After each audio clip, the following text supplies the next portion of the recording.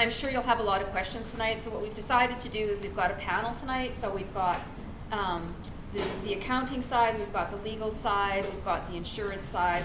And what we've done in the past, we've broken them into 2 panels, but quite often we'll say, well, that's an accounting question. You will have to try to keep that question to an accountant, until we have somebody else. So this year, we're trying something totally different. So we've got a bigger group, but we hope that we'll be able to address from start to end if one person can't answer it, and make sure you've got the correct information. So I would definitely want to thank our panelists. If they're all sponsors of the Chinook Challenge, a lot of them for many, many years, and without their help and their volunteer coming to help do some training and their funds as well, we would never be able to have this competition. So on behalf of us at Community Futures, thank you very, very much for your continued support.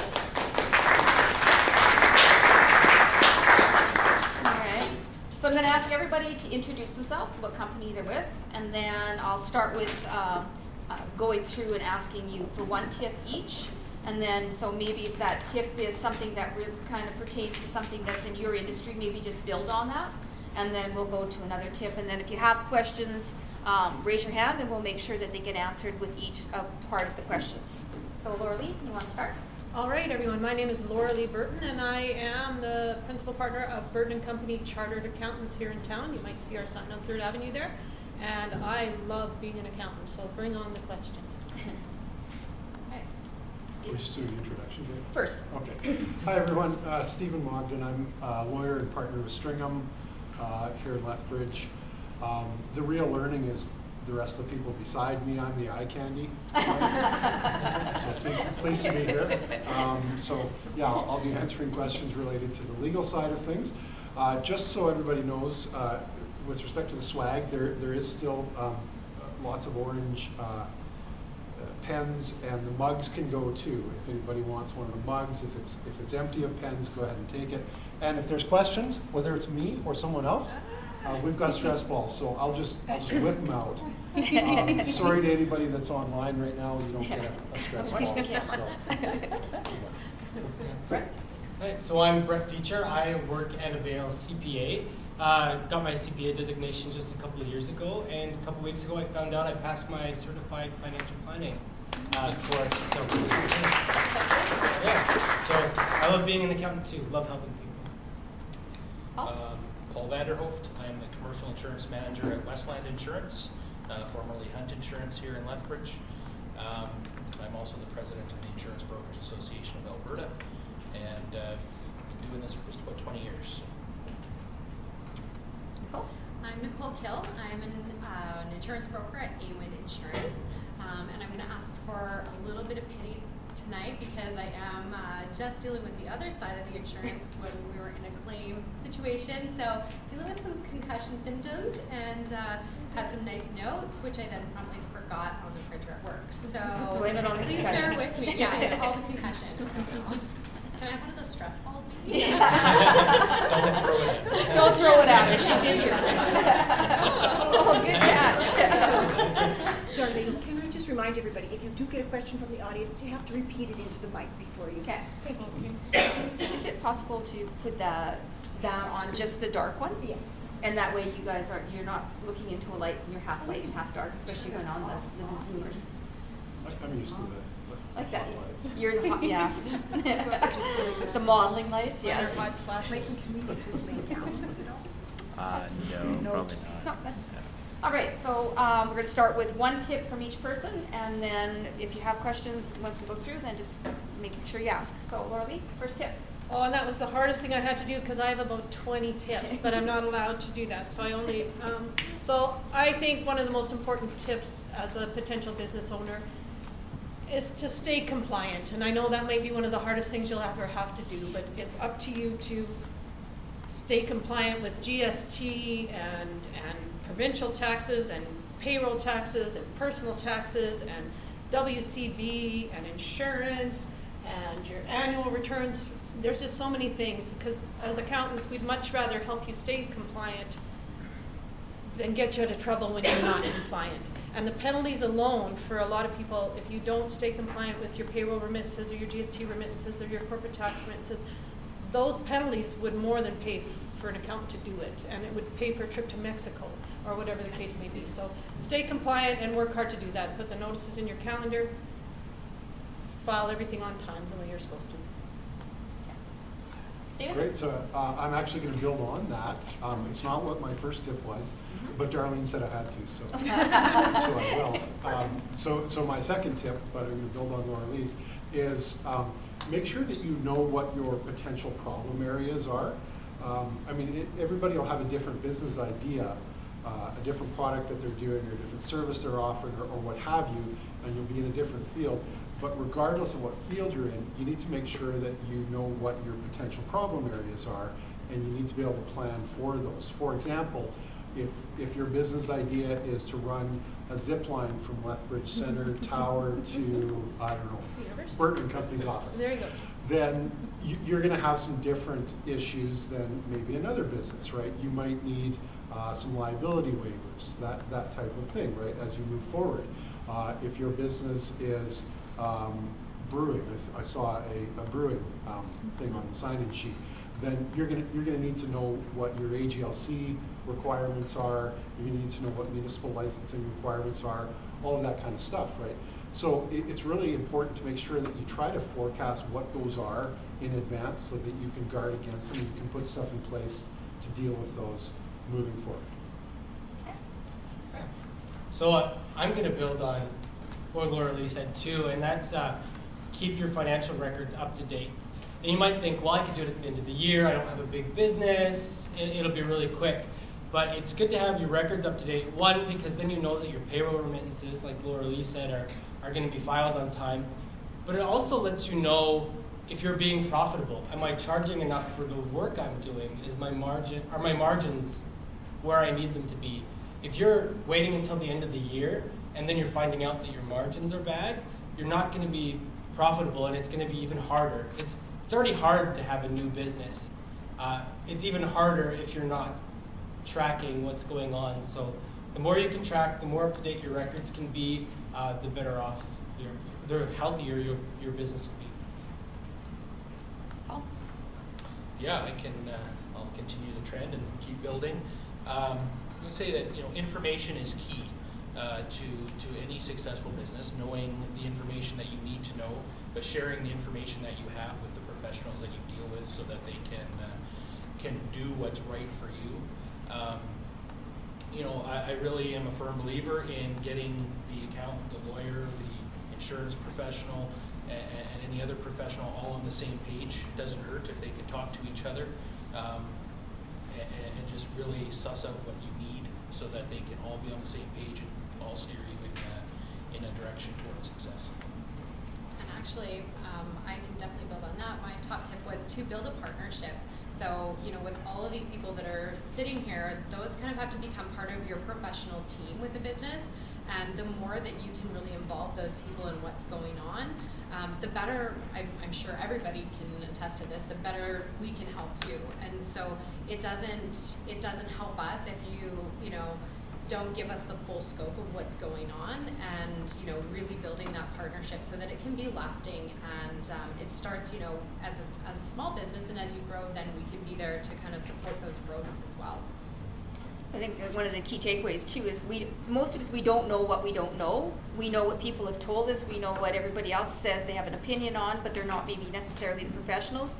So one nice thing about being part of the Chinook Challenge is people, they open up their their emails, and they open up dialogue for you to actually ask those one-on-one questions. So you don't have to feel intimidated. You don't have to worry about you might have to make an appointment to see some of them, but at the same time, it's not like, okay, I'm going to go in there, they're going to charge me that $500 an hour, for consulting. They are amazing that they step forward and they help you at the beginning. So take advantage of their expertise, right?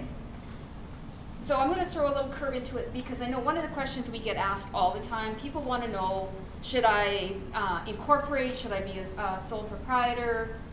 And they always ask, so what does that look like, right? So what are the benefits? So would you mind touching on a little bit on each of that? Because I think this panel is the perfect panel to say, you could do this, but then from an insurance company point, you might need that, and from a legal point, you might need something. So From an accounting perspective, and It depends, exactly right.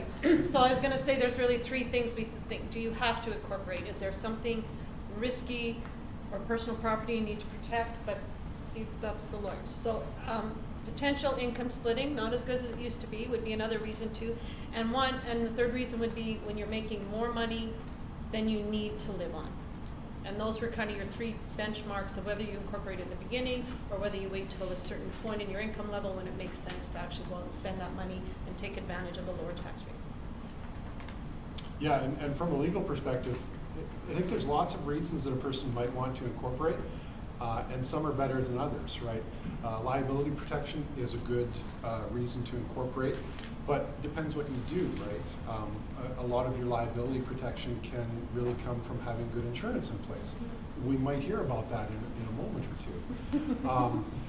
But there's other reasons too, right? You may want some protection that can be afforded by having in place a corporate structure and some agreements within that corporate structure if you have more than one person involved in the company, and particularly not a family member, although it can apply to family members as well. So yeah, there's a lot of reasons to do it. Picking the right time to do it is really crucial, and that's something where you really want to be talking with your accountant, talking with your lawyer, and really being open and honest as to where you've come from, where you're going, you know, what you see down the road in, you know, the next year, the next 3 years, the next 5 years. Really talk about those plans, and that'll help you decide, should I incorporate or should I be going with another business model in the interim. Yeah. I think what I would add to Laura Lee is you might hear out there like, oh, if you're netting $100,000 a year, then definitely it makes sense to incorporate. But even then, it may not be in your best interest if you're making $100,000 a year, but you're pulling it all out to be paying for your lifestyle, your new $500,000 house or your Corvette or whatever. If you're using all that money, you're just paying for an extra tax return and for financial statements to be prepared. So unless you've got somebody on the legal side or on the insurance side saying incorporation makes sense at that stage, it doesn't make a lot of sense for you guys to be pulling out all that money and paying all those additional costs where it might not be necessary. Thank you. Paul? Say it a little bit differently. From my perspective as an insurance professional, I would encourage everybody to incorporate, subject to good legal and accounting advice at the earliest moment possible. You don't want to rely solely on your insurance to bail you out. You want to have that line in the sand personally and corporately, so that, you know, if you do, you know, find yourself in the unfortunate position of being sued for something that you've done, you know, whether it turns out you were negligent or not, you want to have that you know, that line in the sand where you're protected, so everything that you've worked for isn't necessarily up for grabs should something happen that may be outside the scope of the insurance that you happen to purchase, outside of the scope of insurance that you can even buy, because not everything is insurable, or at least not insurable at a price that you can afford sometimes. And the other, just one thing that we often tell our clients is that for those of you that aren't going into business 50-50 with your spouse but have a spouse at home, they really don't like it when all of their assets are at risk for something you did in business. So. Cool. Yeah, I don't really think that there's too much to add to that, but it does lead me into my second tip. Okay. So why don't we do that? You can start with your tip and we'll come this way. All right. So my actual second tip was making sure that you consider your home and auto as part of when you're considering your business. So there's a lot of people that have home-based businesses. There's a lot of people that use their personal vehicles for business use, whether it's just, you know, running to meet clients or things like that.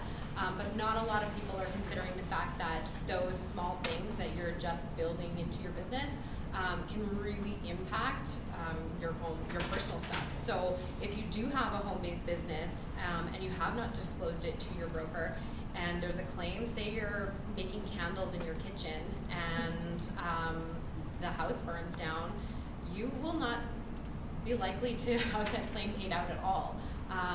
Even though, you know, you were just kind of hanging out in your own kitchen, there's definitely some things that come up with that, as far as just, yeah, it just won't be covered.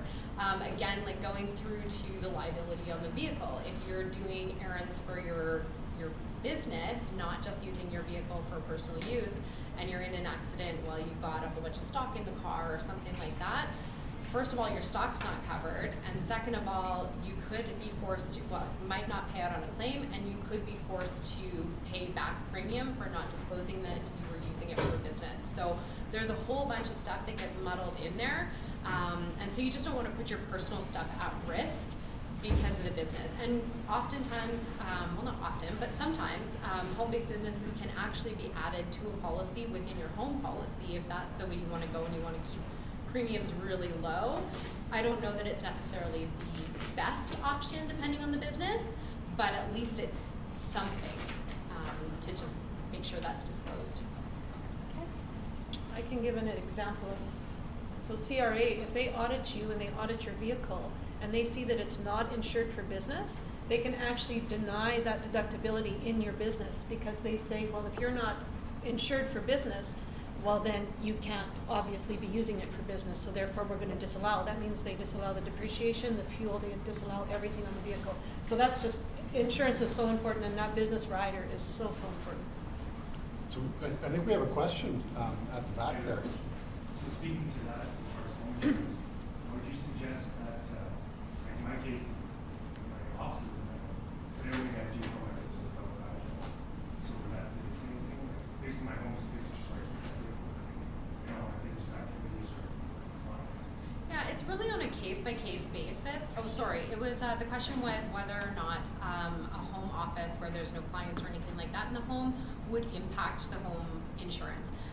It's really, there's so many variables that come into play. You can disclose that there's incidental office use if it's really just like incidental, but that would mean that you're basically, like for myself, for example, if I take a bunch of homework or work home and I'm sitting at my kitchen table, that would kind of be incidental office use.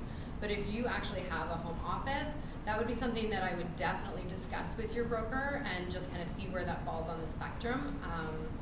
Yeah. Like I can understand what you're making an analogy about mental panels, which should not make sense. Yeah. Like everything I would do would be outside. And speaking to the vehicle thing, is it okay if we don't claim that on our insurance as long as we're not actually claiming any deductions on? Because I kind of went through that with my account recently. I wasn't sure should I claim like the person vehicle. I said, you know what, if it's not that big of a deal. Like, I'm not going to like claim on my return anything I get clawbacks for my personal vehicle instead of the home. Yeah. So what you really need to be careful with your insurance is it's not so much about the deductions and what you can get away with. It's really about what is the true use of that vehicle, because an insurance contract is a contract. You know, most contracts are a contract of good faith between the two parties that are contracting. An insurance contract is a contract of utmost good faith, which means that everything is reliant on you telling the truth. And if you don't tell the truth, and that also means misrepresenting the truth, failing to disclose the truth, any of those things that you do thinking that you may be able to get away with it, or sometimes even just not thinking about or not possibly being asked the correct question by the insurance person, or being pushed in that direction by your accountant or your lawyer as you're having those conversations, can all affect whether or not at the time of an accident you actually have insurance.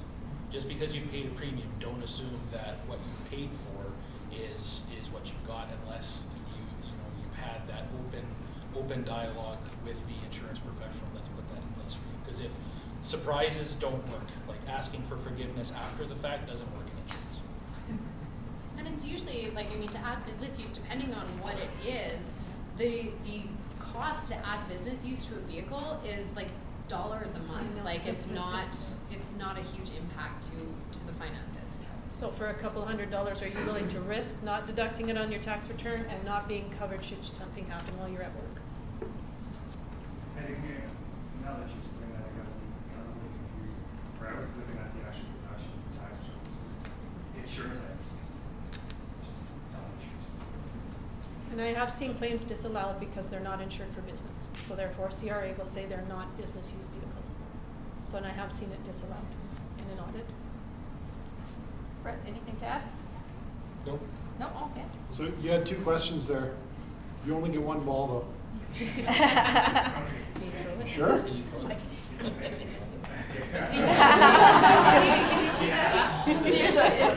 See if the eye candy can throw that far. I can get it up there. Are you ready? Not bad. It wasn't even For those of close. you in the audience that didn't see that, that was pathetic. You all signed the waiver, right? You need to stretch. And you need to hit it on these on there. Any questions from anybody else on anything we've covered so far? No? Okay, next tip. Laura, got one there. sorry? Yep. Maybe just say a little bit from the insurance side regarding a lot of electronic equipment and how that goes, if there's anything extra regarding fire safety or if that matters. Well, Could you you know, just repeat the? sorry. The question was whether or not if a lot of the property that a business has is electronic equipment, if there's anything,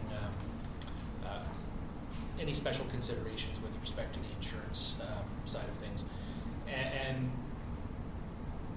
yes, the answer that would be the simple answer is yes. But you know, unpacking that a little bit as far as whether or not you're looking to broaden the scope of coverage that you have on that equipment versus whether or not that creates an additional fire load on your overall property and the rest of your business contents and possibly your building. You know, that information would all be taken into consideration at the underwriting stage with an insurance company so that they have a full understanding of what it is that you do. You know, so if you're running a server farm, that's going to be something completely different than if you're running a corner grocery store. You know, both businesses will have some electronic equipment. One evidently, or you know, realistically, would have far more. The exposures to that equipment are the same. It's just the severity, if something happens, changes significantly when you have more. And as far as coverage on the equipment itself, you can buy equipment breakdown coverage, and depending on what level of coverage you buy, it can get pretty detailed and provide pretty broad coverage for the equipment itself.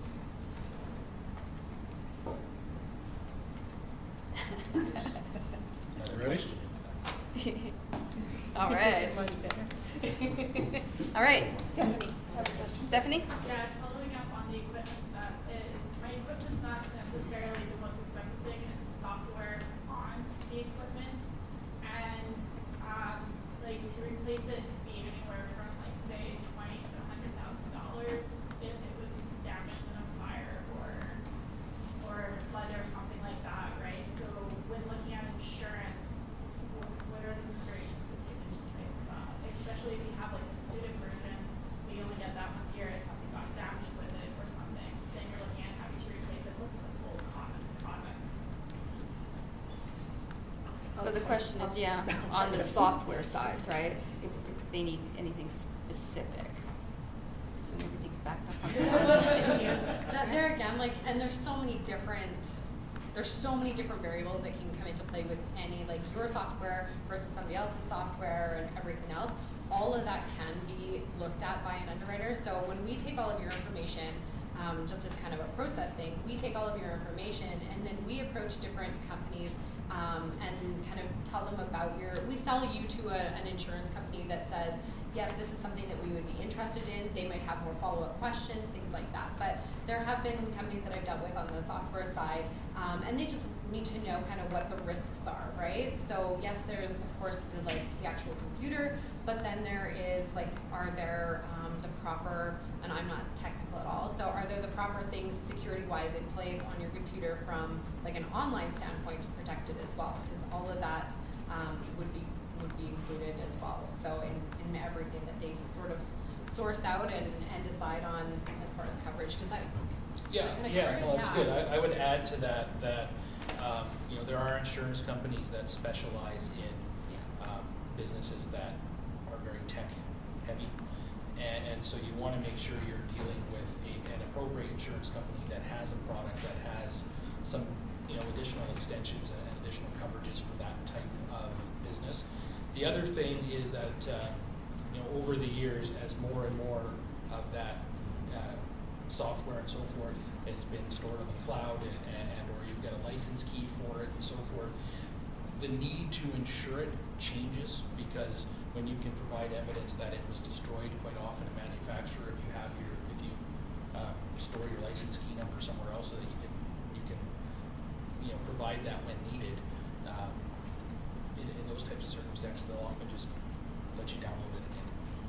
And so find out from your providers of your software and so forth whether or not that's a service that comes in your purchase price, or if it's something that can be paid for in addition, because a couple $100 you might pay extra for having that additional service with the manufacturer. It is probably cheaper than the insurance in some cases. And make sure, I'm not sure if this relates entirely to your question, but anybody who's in this circumstance, make sure that you're properly licensed for the computer software that you're using, because they do watch, right?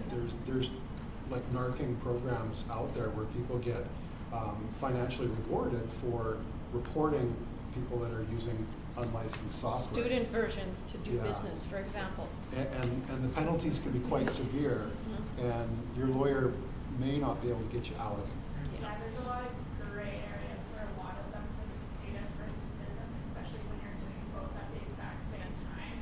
So There's a lot of non-gray areas. So what I would say to anything where you're thinking you're operating in a gray area, get out of the gray area. Get out of the gray area. Well, And the when reason. when the product, people can't even tell you the answer to it. That's Yeah, but when it gets to a court of law, and you've chosen a student version at say $500 instead of the professional version at $3,000, but your defense costs to deal with the allegation cost you tens of thousands of dollars, it wasn't worth it. They will ignore your plea that you were told by someone that it's a gray area, or that you're okay doing that, if they can point to anything that says you need to be properly licensed. Penny, you got an online? Online question. Question for. Are you ready? Steph, I'm good, I don't need one. You don't have stress in your life? Is that what you're telling me? She might now. This is a question for the insurance and the accounting people. Do you have any specific tips when two incorporated companies involved in a joint venture agreement? Example, liability insurance overlap or gaps for accounting separation tips. Maybe it's too complex for one. I don't know if I want to deal with it here, but I can have them contact you later, because I mean, not many of these people are going to be involved in joint venture agreements. And it would probably depend on so many, what kind of joint venture agreements. Is it truly a joint venture? Is it really just one umbrella they're trying to call a joint venture? I don't know. Yeah, it probably Shall I needs give them information a on little both bit of more you and ask them to information, contact you absolutely. later? And from an insurance perspective, I would ask first off, is that joint venture registered as a separate entity? Because if it is registered as a separate entity, then you treat it as a whole separate company. Some more questions? And then over here. What do you guys think about or have to say about a cooperative as a business structure? It's kind of something I've just discovered, and I'm just the legalities of it, all the implications. I'm just wondering. It's very expensive. Yeah, I'm not hugely in favor of them myself. I think you're well enough served by more traditional structures. Cooperatives tend to be fairly complicated to deal with, and you're not going to find a lot of advisors who know a ton about cooperatives either. So it can be done, sure. I mean, if your circumstances really warrant it, then yeah, you can look at it. But I think most of the time you're usually better to go with a more traditional vehicle. Yeah. Less stressful. I think the only thing I'd add there is Watch out. starting a new business. You probably don't want to complicate your life more than you need to, because it's already complicated. So if you're doing something that's very specialized, or like a cooperative, you might find that just the administrative side is more than you were hoping for. That's kind of what I was getting from it. And also, it probably seems like it's partnerships hard enough as it is. You have more people trying to get along. What about if you really wanted to share your profits, then you can share them. you can just at the end of everything say, here's my profits and here's my customers, and reward people that way without making it a formal Yeah, just work legal with your cooperative in that sense. There's probably different ways to get to where you want to go. That does make sense, yeah, again, I just kind of, I was reading about it the other, like, 2 days ago, and I was like, oh, maybe that could work, but I just don't know, I don't, and like. When you hit your first 3 million. Yeah. I just don't hear about it. Yeah. So, so like we're looking at, basically a farmer cooperative, in which like, it's actually not an uncommon format Yeah. in this industry, but it's also super complicated, so. So there's an organization, Excuse ACCA, me. which is the Alberta, They're hard to hear, so they, so dealing with cooperatives, then there is a provincial organization called ACCA, which is Alberta Co-op.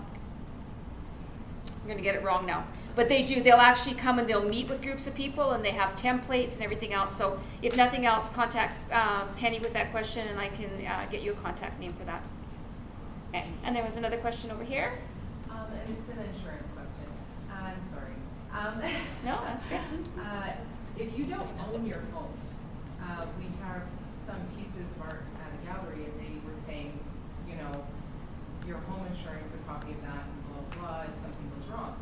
But I have renter's insurance, but I don't own a home, so I don't have homeowner's insurance. How do you insure certain things, like, let's say, if you're, I don't even know if you can, let's say, insure a shop or a garage or whatever, but you only have renter's insurance, not homeowner's insurance. Can you repeat that question a little bit in the video? Sure. The question was, you know, if you don't own your own home, but you have, you know, say art or some other type of collectible on display somewhere else, does your house insurance or tenant insurance, as the case might be, extend to cover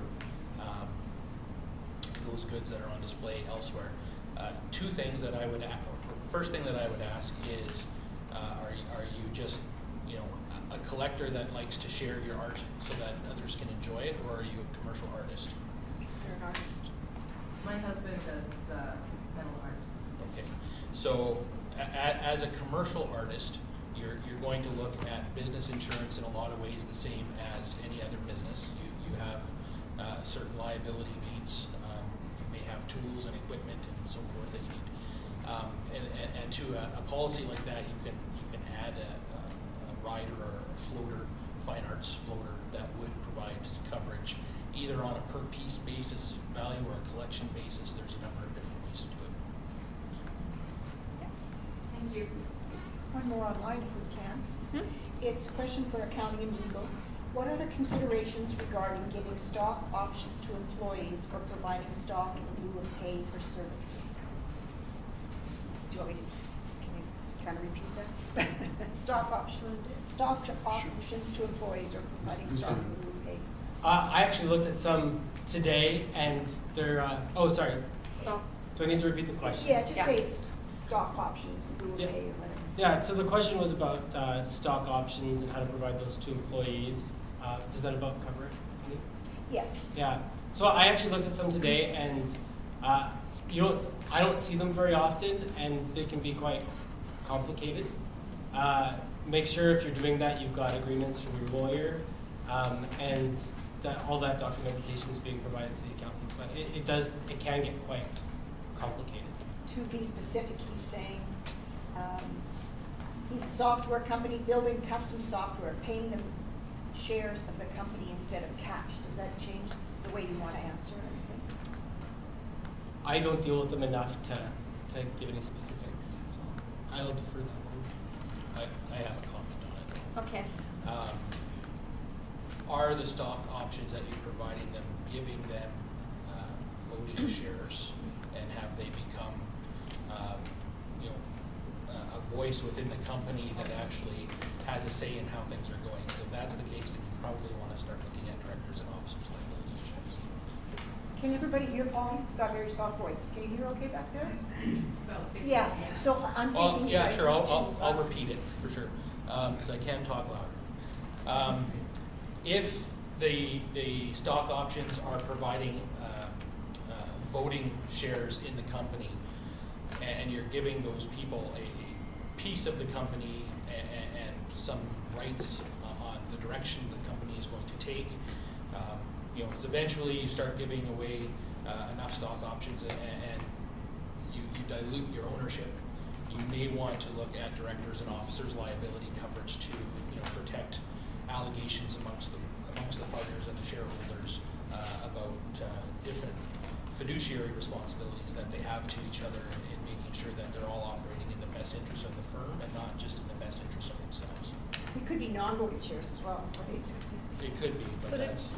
if you watch the movie, right, Facebook, you can see what happens when people have voting shares. So be very, very careful before you give away any ownership of your company to anyone, because it could end up costing you millions and millions of dollars, or thousands of dollars, or hundreds, let's say, to actually buy those shares back should something go wrong, and not mention you're diluting your ownership and your ability to have a say in how your company's run and stuff. And man, you got lots to say on this. Can I say one thing before you go, Steve? No.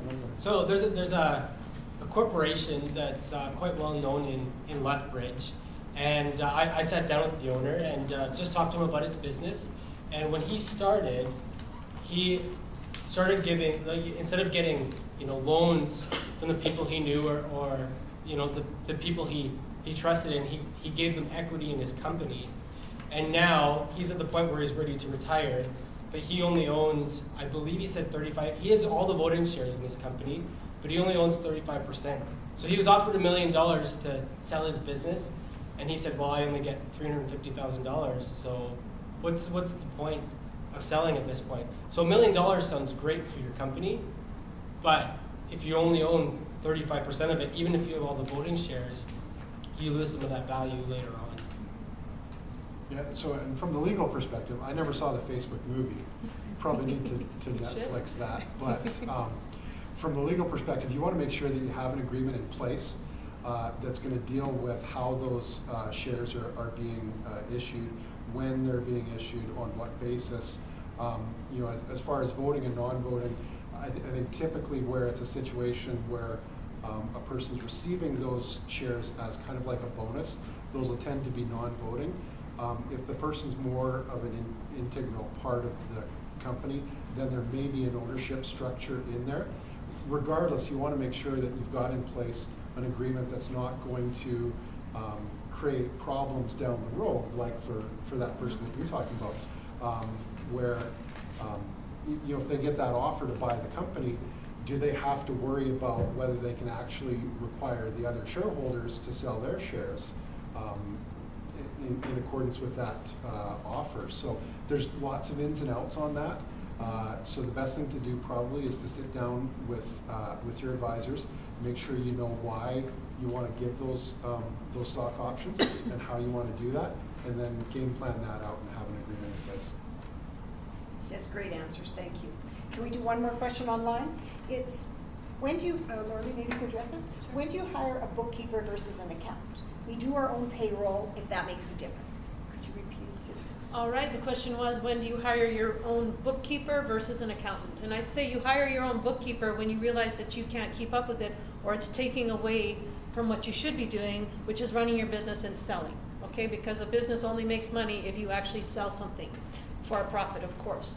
So a lot of times when you put your time in, okay, I don't do my own bookkeeping. And there's a reason for that, because I'm much more valuable as a CPA than I am as a bookkeeper. So I have people to help me with that, and I actually have someone external that does all my other stuff for me, because I know where my time's better spent. So keep that in mind, because the fees for a bookkeeper compared to the value of your time when you're actually out there selling and running your business. Hire a bookkeeper when it's too much for you to handle, or you're staying up till midnight, or you're working every weekend instead of going out to your kids' hockey games and things like that.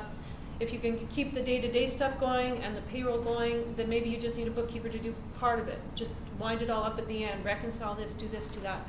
And there's places out there that can do any combination of whatever you need to do.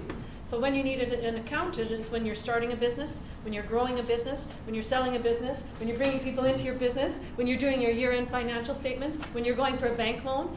That's when you need to talk to someone that's above a bookkeeper, and be a little careful when you get too much advice from a bookkeeper, because we get people that come in and say, well, my bookkeeper said, well, your bookkeeper is not a chartered accountant or a CPA, right? So make sure you you're getting your information from the right people. You should have always a CPA, a lawyer, a good insurance broker, and hopefully one day a good financial planner on your partnership team, because those people are going to bring you to that next level and make sure you're talking to the right people.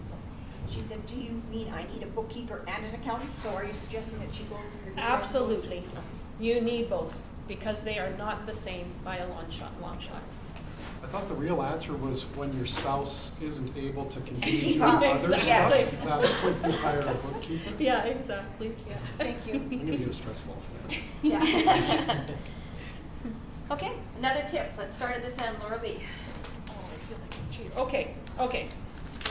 I guess my next tip is learn how to read your financial statements. And you kind of alluded to this before, that you're all coming in here, you're doing business plans, you're planning, you're budgeting, you're forecasting, you're doing all those things. But if you never compare your actual results to your forecasted results, then how do you know if you're doing well? How do you make proper decisions? Understand what a cash flow statement is and read it weekly, read it daily. How much money do you need to make in a day?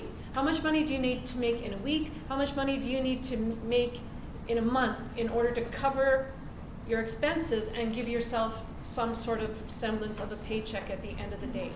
Read them, learn them, and that means you have to keep your bookkeeping up to date. That means that you also can use that to now, okay, nobody knows that it might just be you and your company. And this is a trick I learned when it was just me and my company.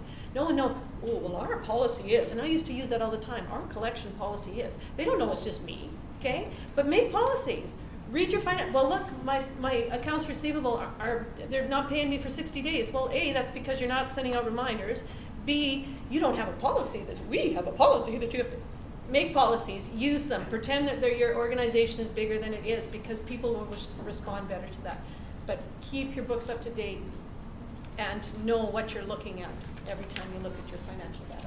Next week, their topic is cash flow and forecast. Excellent. And if I could add to that a little bit too, from the lender side of things, when we start to see people who, phone and say, I'm gonna be late for a payment, or they have an NSF 1 month and an NSF the second month, and we start to follow up with them, and the first thing we're gonna do is we're gonna ask for that information. If you don't have it, that's why you can't make your payments, is because you're not on top of it. Exactly. Know how much money you need to make every single day for you to keep your doors open. So, because if not, we're the same way. If we say, okay, we need your financial statements at year end, and if you can't supply them, and because you've waited too long and now you can't meet that deadline, you're fined $500 from a lot of organizations, including ours. You have to be on top of your financials. That's the only way you're ever going to be successful. Stephen, anything you want to add? I can't build on that. Okay, but then you can do another tip. I don't know the meaning of those words that I was talking about. So my tip is go ahead and trust people that you deal with. That's great. That means you're a good person. You trust people. But make sure you verify and make sure you have stuff in place that's going to protect you if something goes wrong. Truth is, there's a lot of rogues out there. There's a lot of people that will treat you badly if you give them the slightest opportunity to do that. And you might think that what you're doing is going to be fine, and that's great until it isn't. You might have heard the saying, good fences make good neighbors. Well, I always say good contracts make for good relationships, right? So make sure you have that stuff in place. I was just recently dealing with someone that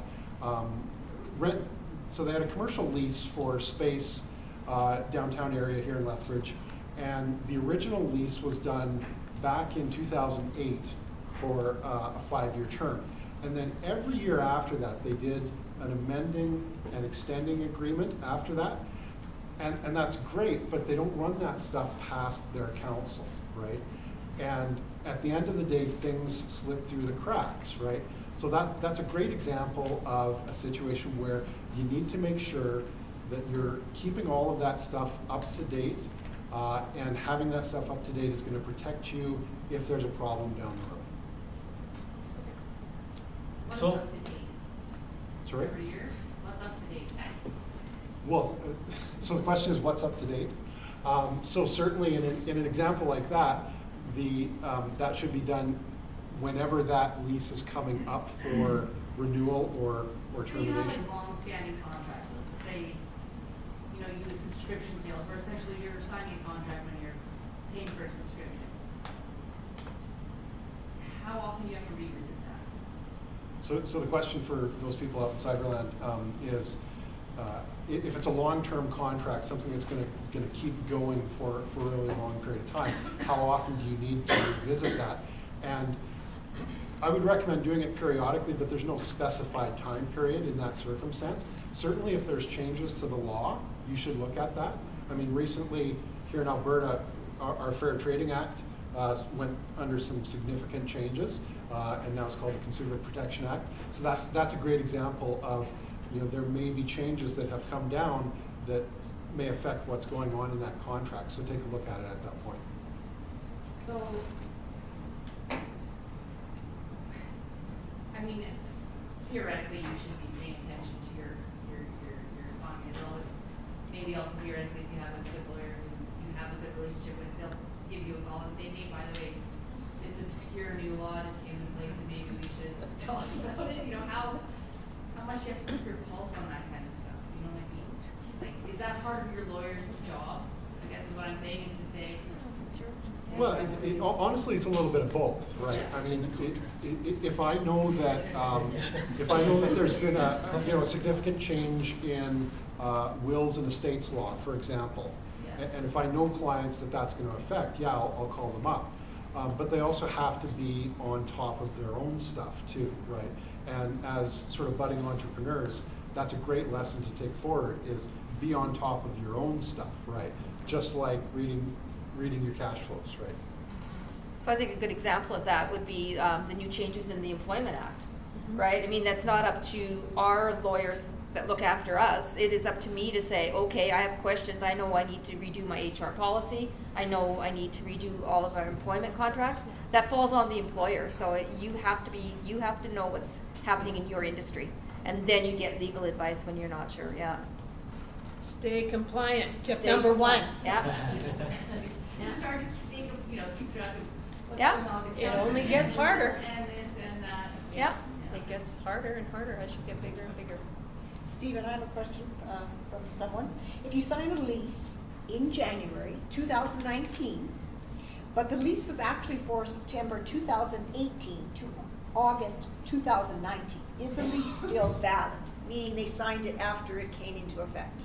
Right. So the question is, a lease, or I mean, it could be for any contract that's signed sort of halfway through the term, is it still valid? And the answer is yes, it's still valid. I mean, you can, generally speaking, backdate those things. I mean, the fact of the matter is, in that particular circumstance, there was a lease in place. It was just a verbal lease, essentially, until they got around to putting it down on paper and actually signing it. Okay. A tip or add on, whatever. Yeah, so I am going to take something from what Steve said, because Laura Lee talked about cash flows, know how to read them, and then Steve said, I have no idea what that's all about. And that's okay. My suggestion is have advisors that you trust. So the occupations up here are ones that you should definitely have in your repertoire. Have an accountant that you trust. Have a lawyer that you trust. Have an insurance agent that you trust, and that could branch out from there, because there's many other occupations. One of them should be a bookkeeper, like the person said in our question. The reason that's so important is because Steve's a great lawyer, but maybe he has a hard time looking at financial statements. And so when it comes to his financials, he goes to his accountant and says, did I make any money this year? He probably knows that, but you want to have that ability to go to somebody and say, I've got these financial statements, they're up to date, but I can't read them. Can you help me understand if I'm being profitable? Or, hey, my landlord just brought a new lease to me. I just want to make sure that it's in line with laws, and that I'm not, all my I's are dotted and my T's are crossed. And you could go over every aspect of your business and say the same thing. So first thing that you should do is have somebody who is a trusted advisor that will help you work on your business. And that goes above and beyond just being compliant. You should be compliant. And if that's all your advisor is doing for you is helping you be compliant, you probably need to get somebody else, because there's a lot of CPAs out there who are not very good. You bring them your information and they hand you back a tax return and say, thank you very much, see you next year. And I think what tends to happen, and maybe Laura Lee sees this too, but you fall into that trap of what accountant's going to be the cheapest, and I'll take my tax return to them and I'm getting this great deal because my tax return's done. But then all of a sudden the CRA starts asking you questions, and the accountant says, well, I didn't pay to do that. You didn't pay to do that side of things for you, and you really need that trusted advisor to come and help you. So don't go to the cheapest person. Go to somebody that you trust and that you know will give you value. We'll be glad to help you after the fact, but it'll probably be double what you paid that last person, because it costs more to get you out of trouble than it would have to keep you going in the right direction to begin with. You should write that on your mirror. Yeah, you should. What's the saying? Cheap ain't good. Good ain't cheap. Good ain't cheap, yeah. Well, and I think too, a lot of people, they struggle with reading the financials and they're almost embarrassed because you're in a business and you're thinking, I should know. But there's nothing like learning it firsthand when it's your money and it's your profit. It makes a big difference learning it and sitting down and having a relationship at the beginning rather than doing textbook theories. Because if it's my money and I really know that that's money that's going into my pocket after, I pay attention and all the details make more sense. So engage at the beginning, and if you learn right at the beginning, it's just so much easier. One thing I've heard before too is, so yeah, I have this advisor. I'll use an accountant just because I am one. I have more experience there. But let's say you pay a lot at the beginning because you're getting your tax returns done. You're getting a lot of help, and you go and you learn. And so now you're reading those financial statements better on your own. You're able to, determine whether you're being profitable, doing your own cash flow analysis, and then you start to wonder, well, why am I still paying the accountant for something that I'm learning now? And I would say that you're never done learning. Your business is going to evolve. You're going to have new contracts. You're going to have new things pop up, and you're always going to be looking for some advice on something. So even if you think you've learned it all, there's still something else that you're going to go, oh, hey, I need to ask that accountant, or I need to ask the lawyer or the insurance broker. February 20th, we're getting more help on that. But good tips. I was going to say, the question usually isn't if I'm making a profit, it's how much taxes? Mm-hmm. Because you didn't realize, really, maybe, I bought a truck. What do you mean I made money? You can't deduct the whole truck. Just stuff like that they don't even realize what the tax bill is going to be at the end. But if you're keeping track of it as you go, then you're going to have a fairly good idea of what estimated taxes are going to be. There'll be changes when you do the year end, but you'll have an idea of what? It won't be such a big shock to you. When do they have to start paying quarterly taxes? You have to Or start installments? Yeah, when do you have to start making installments? So you have to make installments. The second year of business is the hardest year you'll ever be in business, because you have to pay last year's taxes and then potentially have an installment requirement for year number 2. So you end up having to pay 2 years' taxes in 1 year. So keep that in mind, year 1 business people. So once you owe more than $3,000, and that really applies to GST, it applies to corporate tax, it applies to everything, then you have to start making quarterly installments. There's a whole bunch of other rules that I can't get into, limits and this and that sort of thing, but that's just generally speaking. Can I just ask, you mentioned GST as a sole proprietor, at what stage do you register for GST, or is it based on your income? And I actually put some slides in the portal that actually address all that stuff, and it's a really good question. You can voluntarily register for GST anytime you want to.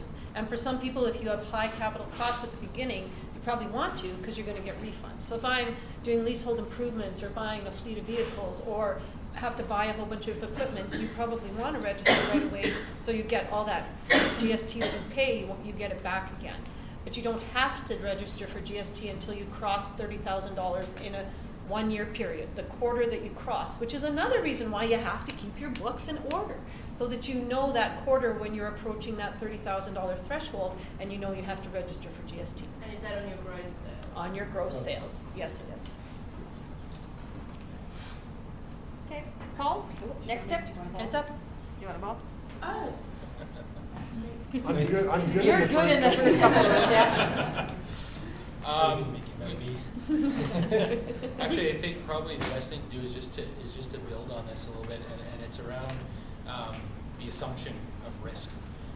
Good, I'm glad we're starting to talk about risk. Yeah. What every business owner fails to understand is that just because you have a good idea doesn't mean it's risk-free. You're putting a lot of your own assets on the line to start with, especially if you start off as a sole proprietor. Everything's on the line, and you will build things and pieces to protect as you go along. But one of the biggest things that business owners, and it doesn't matter if they're brand new or 30-year veterans, they get themselves into things because they made an assumption that something was, from an insurance perspective, something was covered that isn't. They didn't ask, they didn't seek advice, and then they come after the fact. They've already won the contract that they signed, and then they realize, oh, there's all of this stuff in the contract that I had no idea about. Can you just provide, confirmation to whoever that I have insurance for that? The answer is maybe, if we happen to have already, put that in place for you. But more often than not, the answer is no. We didn't buy that. We didn't even know that was a part of your business at all, because you've never told us that. And so we have a lot of scrambling to do. It adds costs. All those costs on that job come right off of your profit line, because you didn't factor those costs into your bid when you bid on a job, or you so there's things that you need to understand.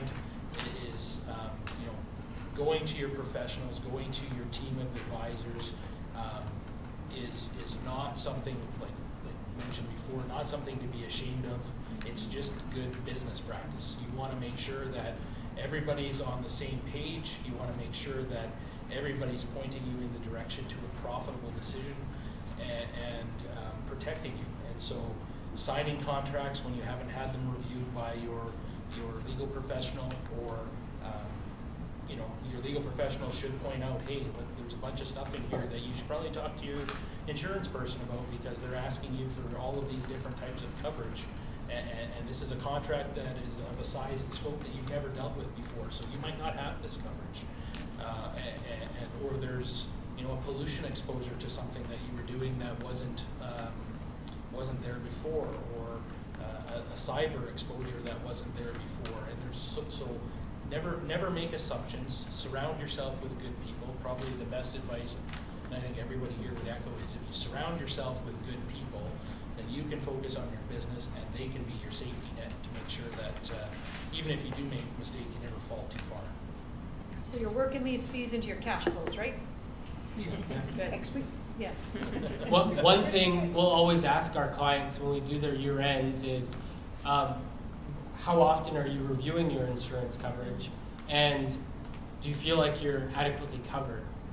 Because it's just such an important part of your business to make sure that you've mitigated that risk. Could one of you, maybe Nicole, because you've been quite quiet, could you talk to them a little bit about liability insurance and some of those things that maybe that they haven't been thinking about, key man and... Yeah, I actually just wanted to kind of touch on what was kind of coming down the line here, was actually, and it falls into one of my tips as well, because we might not know what your business is all about. Well, we won't know until you tell us. And there are people who have come out of the CEC with questions for me where I'm like, I'm sorry, you're gonna do what? And you have to really kind of be vulnerable, and that comes from me as well as from you to say, I don't know what this is. Can you tell me about it, right? I will never forget, and I have his permission to use this, but Guillermo from a couple of years ago, he was one of the winners, and he walked into my office and he's like, so I have this idea, and I'm part of the CC, and I've won, and I need insurance. And he's got a very thick accent, and he starts to tell me about this fantastic tech, automotive, mechanical thing that he's doing, and I sat there across from him like this. And I was like, we can take a look at this, right? And I said, but I'm going to be perfectly honest with you. I don't know exactly which direction or which directions we're going to have to go with this. And we did piece it together, right? But it took some time because I knew, you know, that yes, I understand the garage policy part of it, but you know, from his tech side, he goes, why do I need a garage policy? And so there was a lot of back and forth questions, and it takes a lot of vulnerability in order to be able to say, I don't know. And, you know, for both sides of it. And I think that that's really important to address, is that we're not going to ever judge, I'm sure I can just speak for Paul as well, we're not going to judge if you ask a question. We would rather you ask the question, because then it often leads to other things that need to be explained. If you're not understanding a certain component and you say, well, how does it affect this? We might then say, I didn't know you were doing that. So there's a lot of stuff that comes up in those conversations, and part of that is taking the time to really schedule yourself for that. I know that everybody is super, super busy, but to just give me a call on a random day and be like, hey, I'm on my way down and I need to talk to you about this. Maybe not the best option. If it's a serious question that you need some help with, book some time so that we can really dive into the details of it. The same way you would, set aside, if you're getting your hair colored, you're going to set aside a couple of hours at the hairdressers, right? Set aside a couple of hours if you need it. Maybe you don't need it, you've got some spare time, my gosh. But make sure you've got that time set aside, and that your professional has that time set aside for you so that they can properly address your questions as well. Question there? So mine's just about how you said that he came after the CEC. From what I'm understanding from what I'm getting from this sounds like something that'd be great to come to beforehand. Am I right assuming that this would be a good thing to come and talk to you guys about beforehand? Kind of get the ideas of how things go? Absolutely. That's actually one of my other risks and stuff that comes later. But yes, absolutely. Quite often I've had people come to me and say, my grand opening is next week and I don't have insurance. And they've got their whole storefront renovated. They've got all of their stock in place. They've got all their people hired, and they're worried that they need their insurance for their grand opening in a week. And would that cover the alcohol liability because they plan to have champagne? And it's like, forget the champagne for a minute. We've got a lot of work to do before we get there. And that takes time. So yes, absolutely. Getting that started earlier than later, 100%. Same thing goes with if you've got something that you're developing at the research and development level. If you've invested a whole bunch of money into some kind of gadget, you want to make sure that that gadget's protected, and not just assuming that, again, going back to your home policy, that your gadget in your garage is covered, right? So yes, it's never too early to just even call and just say, this is where I'm at. What can we do at this point? So, yeah, does that answer? Yep. And can you really do your cash flow without knowing how much your insurance is going to cost, or how much your legal fees are going to be, or how much your accounting fees are going to be? That has to be part of even doing your cash flow and some of the costs you have. And that goes with marketing. It goes with everything that you're doing. So this is the best project ever, because you have to think about all those things, and you have to know how much it's going to cost so you understand. I have people that have come in with a great business plan, you do all this work, and then they realize they can't even afford the insurance because it is a zip line between places, stuff like that. So you have to know that before you can even know if you're even going to be able to do your business, or it's even viable. You can't ask a question early enough, especially from a legal perspective.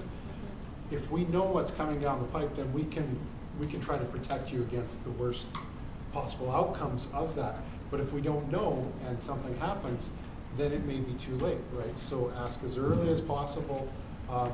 I've got a client that has a lot of employees, and he phones me a lot because I've told him, look, if you have any question about an employment law matter, just phone me, right? 2 minutes on the phone probably saves you a world of heartache, right?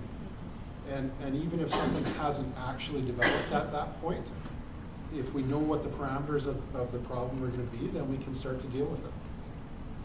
There's a couple questions in there first.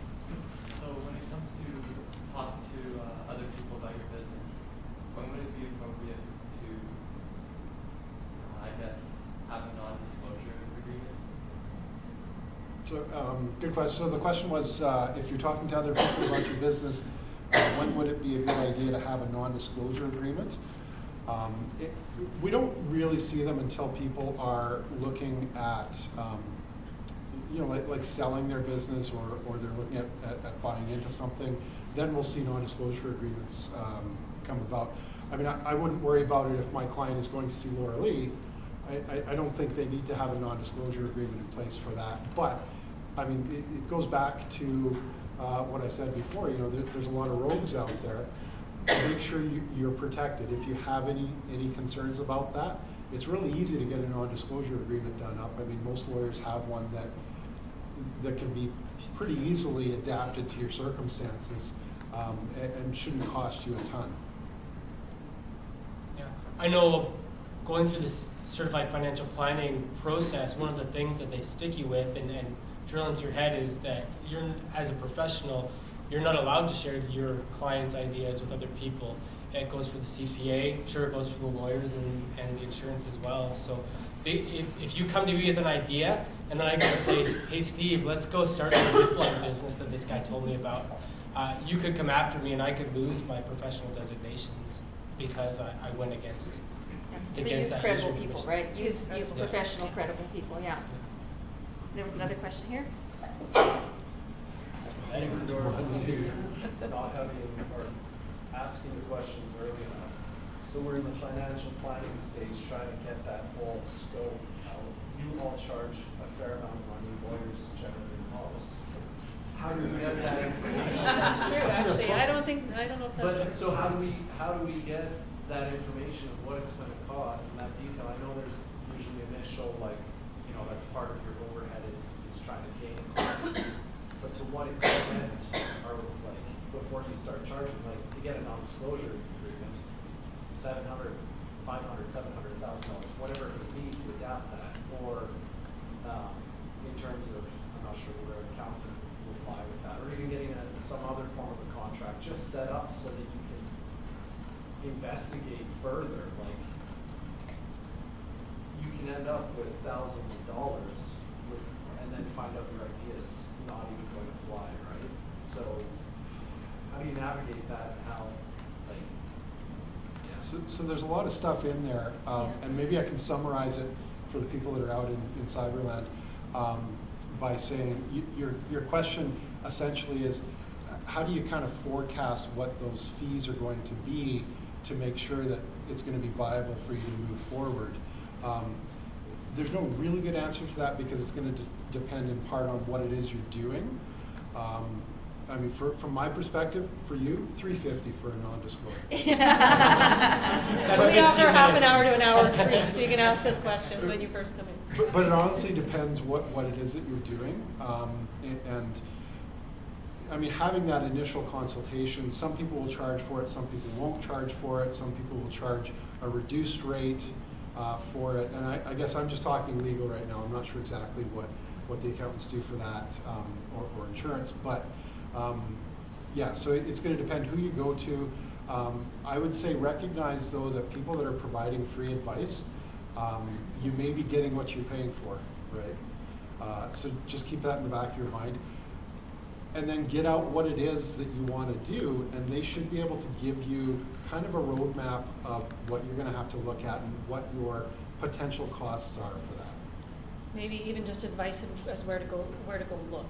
So, okay, you can't afford maybe for us to do that for you, but here are some credible sources that you can use and somewhat protect yourself. It's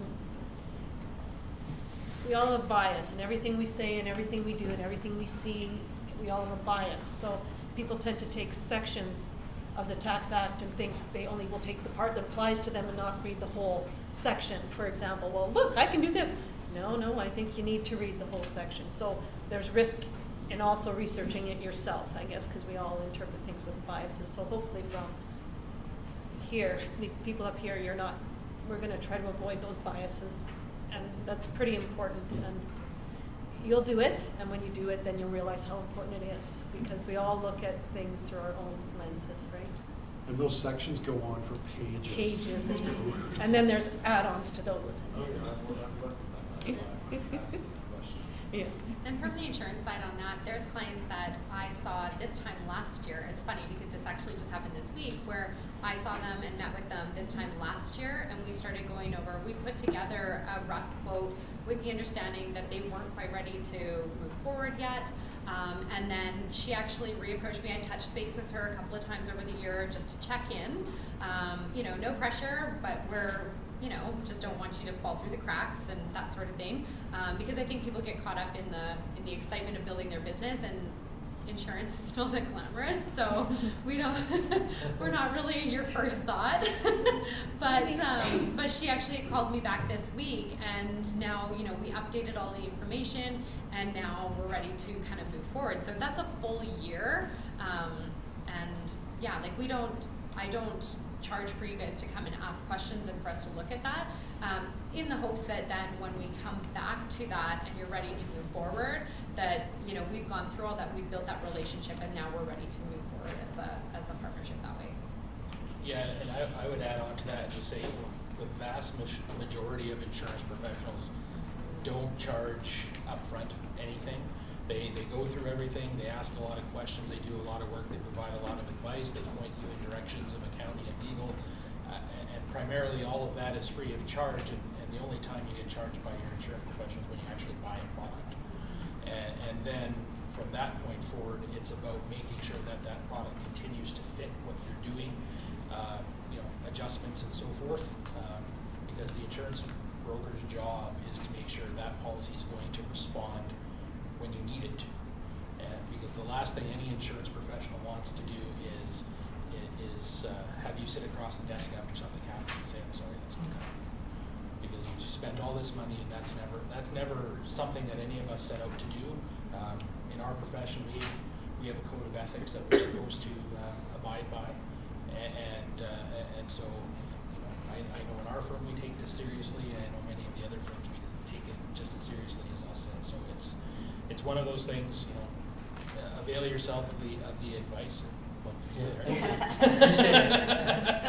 And just get good advice, and a lot of business consultants are out there that can, you know, at the very beginning step a little bit into the void and provide you some guidance, because maybe they started their career as a lawyer or an accountant, and they still do that, and they might not charge the same way as a lawyer, an accountant, or an insurance professional, but they've got a lot of experience, and they often know when the time is for them to cut out and hand you over to the people that are still on the front lines of that stuff and still keeping up to speed with everything. And so there's lots of ways, and some professionals too, and I know many lawyers and accountants also will provide, you know, a 30 or 1 hour initial consultation at no charge to help point you in the right direction, so you don't start chasing rabbits down holes that are going to cost a lot of money either. So there's lots of ways. Just have good conversations. Interview your professionals that you're going to deal with. If you're going into business with someone else, though, the worst $2,000 that you won't spend will be having that partnership agreement or that USA agreement, because no matter how much money you have, when you're in business with someone else, you need an agreement when you like each other, because it's hell when you hate each other. Even if you're family. Even if you're Yes, family. especially. No, Especially if I'm you're saying family. especially if you're family. Even if you're best friends and have been best friends since kindergarten, that's the best $2,000 you can ever budget for, is a not too complicated, but a unanimous shareholder agreement or a partnership agreement or something like that. Honestly, truly, it will save you so much. So we're down to about the last 10 minutes of the panel, so I'm going to ask each person, so what's the top risk or mistake that you've seen or you most often see that you might put out there for, like, think about this? So we'll start in the middle this time with Brett. Okay.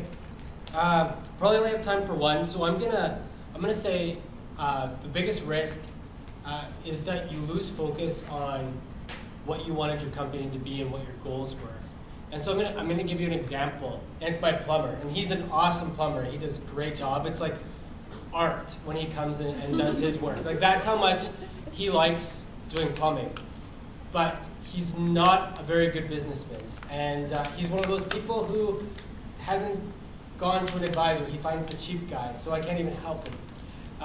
But he tends to not stay focused on his goal because he wants his company to do well, and he thinks, okay, I'm gonna do brand new stuff. So I'm gonna reach out to all of my, all the new builders in town, and I'm gonna do all this new plumbing work.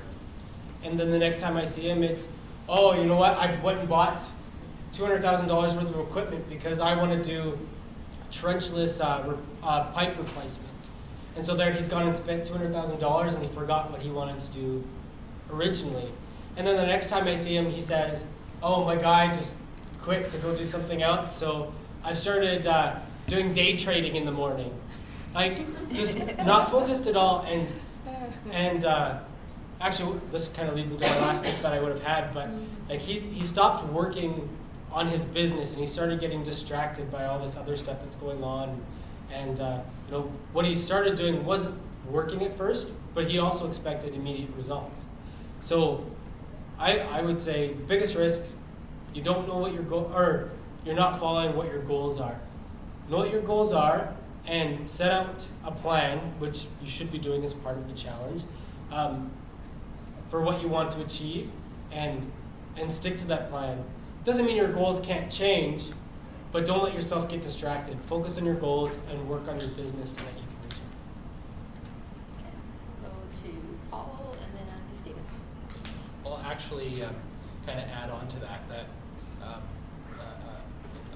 advisor to me early in my career, and I don't own a business, but I am married to a business owner, so I do get a lot of these conversations in my downtime.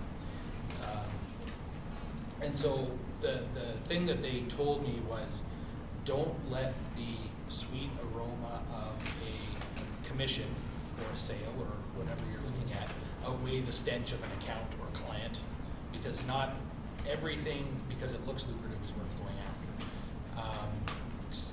And so to stay focused, know what you want. I talked to a client this morning, and you know, they were awarded a contract, and in this case they are they're in the trades. They were awarded a contract, and now the general contractor is coming back to them asking them for additional things that was never in the contract. He knows enough to know it's not in the contract, but it's a $900 million kind of dollar size job, and this is a company that's only 3 or 4 years old, so it looks very, very good. He's savvy enough to know that I got to put the brakes on, talk to the people that I need to know whether or not this is actually as lucrative as it looks. And if I do these things that they want me to do so I still stay in the running, you know, am I actually going to make money on it at the end of the day? Because something that just looks big doesn't mean that it's profitable. You can do a $900,000 job and lose $100,000. You can do a $200,000 job and make $100,000. So you just got to be very, very careful. And that would be probably the biggest tip. Chasing stuff can be a big waste of time, especially if the individual wants to. Stephen? So it goes to me. So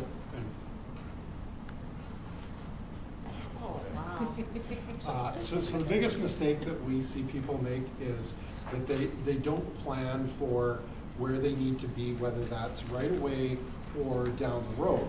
And a big part of that is people trying to save money, do things themselves. I can't tell you how many people that I've seen go to the registry to incorporate their own company, and lo and behold, they've done it wrong, right? I used to, at events like this, tell people, for goodness sake, don't do your own incorporation at the registry, let us do it. And now I'm just happy to fix it up afterwards when they've messed it up, because there's a lot of ways that they can mess that up. It kind of goes back to what Laura Lee was talking about, where yeah, you can have great relationships right now with the people that you're in business with, but if you don't have in place structures, agreements that are going to make sure that those relationships stay good, and if they don't, that you can actually separate in a relatively painless way, you're doing yourself a disservice. And honestly, it's one of the biggest mistakes that we see people make, and very avoidable. So I would say one of my biggest tips is to check back. I think that you go through all of the process of getting your insurance when you first start off, but what that looks like or what your projections are at the very beginning might be very different than what actually happens even within 6 months. So I'll always call my clients 6 months in on the first year, because that is at a point where you kind of know where maybe things are headed.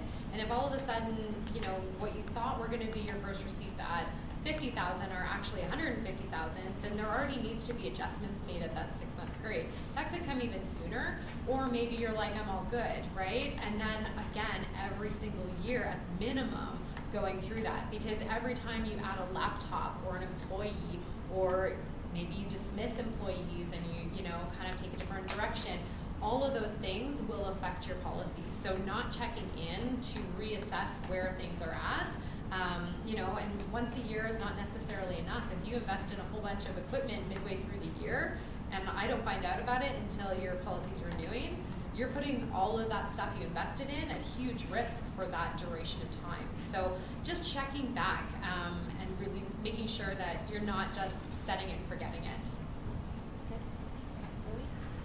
Oh, okay, this is so hard because I have 100 of them again. You guys are going to be running by the seat of your pants, and you're not going to be able to help that, because that's just going to be your life for the next 10 years, 20 years, 30 years, because I still run by the seat of my pants. So part of being part of this challenge is a great step, because you are doing the plan, but stick to your plan. So let's say, for example, the best way to do this is with an example. So let's say you're selling a product and you have to sell $5,000 a month and maintain a profit margin of 90% on that. So someone comes to you and says, I'm going to make you a smoking deal. I'm going to buy 10 of these, but I need a better deal. So you think, okay, yay, I'm going to sell a whole bunch. But that one-time deal now made you set yourself up for a contract that may last 10 years, where you're not making enough money to actually maintain and cover your fixed costs. So I guess before you jump into great deals, and that could even be charity work, and I'm a big advocate for charity work because I do tons of it in the community, but be very careful that you don't get so overrun with charity work that you're not running your business, because there's lots of good ways to get represented in the community, and this is one for us too. I mean, we're here because we want to be here, and it's a great opportunity. But be strategic. Don't jump in and say yes right away because it looks like a good deal. Step back, analyze the situation, see if it's really as good a deal as it. So I have a new home builder. Someone says, okay, you're new, you're on the market, I'm going to give you a smoking deal. I want you to build this $700,000 house, and you're going to make a profit of $50,000. Little did he know, at the end of it, he didn't even make a profit of $50,000, because he didn't get his last payment, and he had to cover all those costs, and it took 1.5 years, and it totally took him away from everything else he's done, and now he's bankrupt, because someone was giving him a great learning opportunity as a new person out there. So be very careful. We always want to say yes, because when we're new in business, especially when we're new in business, because you're hungry, and you tend to make deals.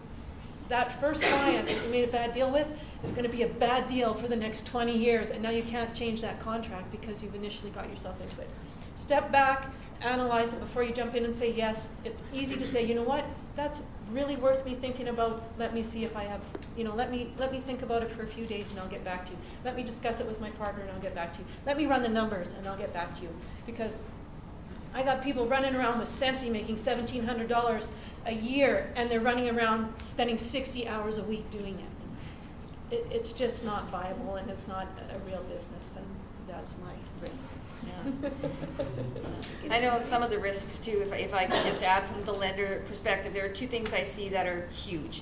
And when we talk about location analysis, this will probably come up, but we see so many people who come into our office that got their business idea, they're ready to start, and they've already signed like a 5-year or 10-year lease on a space that they cannot afford, right? So make sure you have your ducks in a row. So that'll be something you're right to talk about for sure. Like, know what that market is like, and don't sign until you're ready. Don't sign anything until you have some financing and you can actually start. We've seen a lot of bankruptcy lately because they jump in without thinking, right? Somebody's told them it's the best spot, but they haven't done any work themselves. And there again, if you don't use somebody who's reputable and somebody who's out there in the market, you could get stung really easily. And something else you see quite often too is, like you say, you'll get those great deals. So somebody might say, like, I have an opportunity you know, some big company wants to buy like thousands of my product, but they're only gonna pay me like 90 to 120 days later.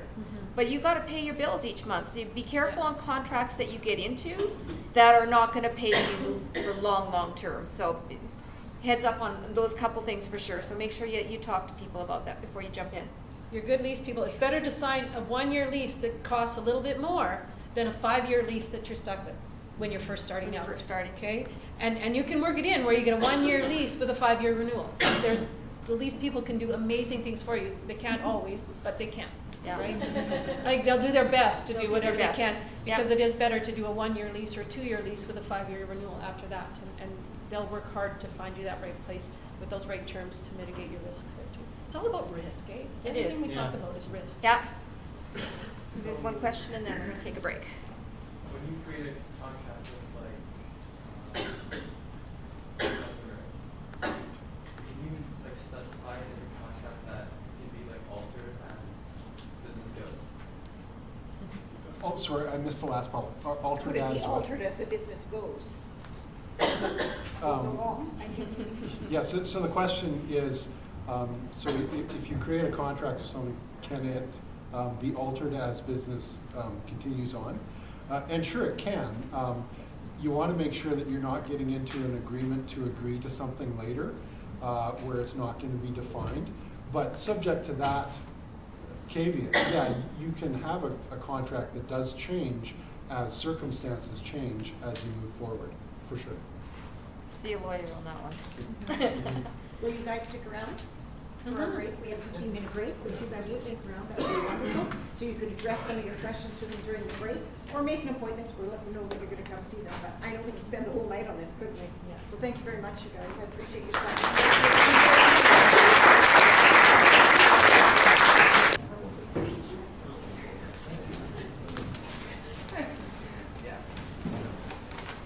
Okay, so I get to follow insurance accountants and lawyers.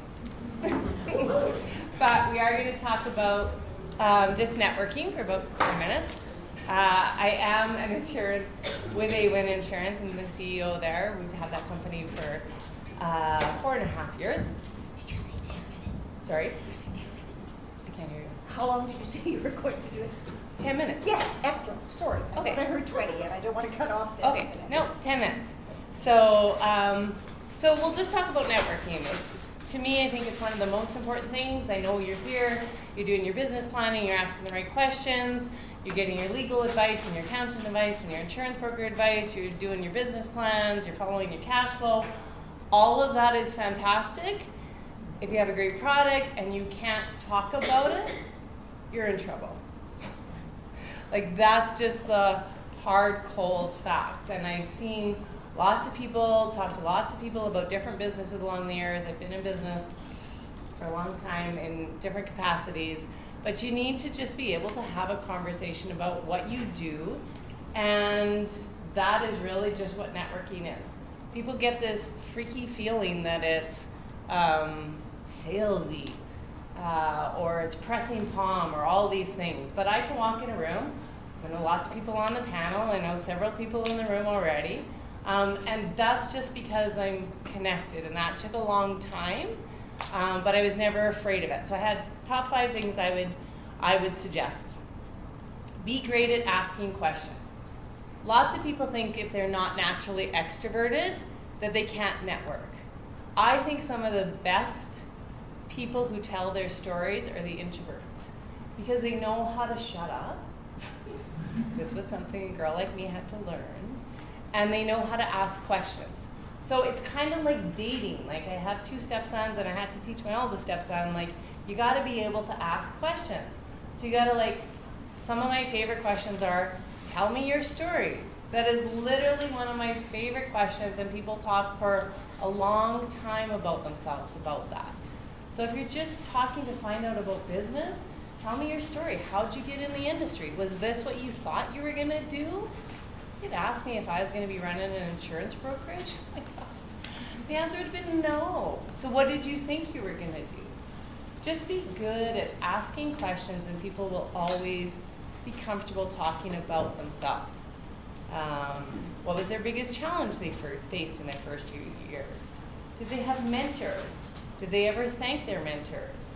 So just have, I would say, 5 great questions that you can ask anybody, anywhere, and it'll start a conversation. That was number 1. Number 2, be you. If you're a morning person, join a breakfast club. If mornings aren't your thing, don't go to breakfast club at 7 o'clock or 7:15. It won't work.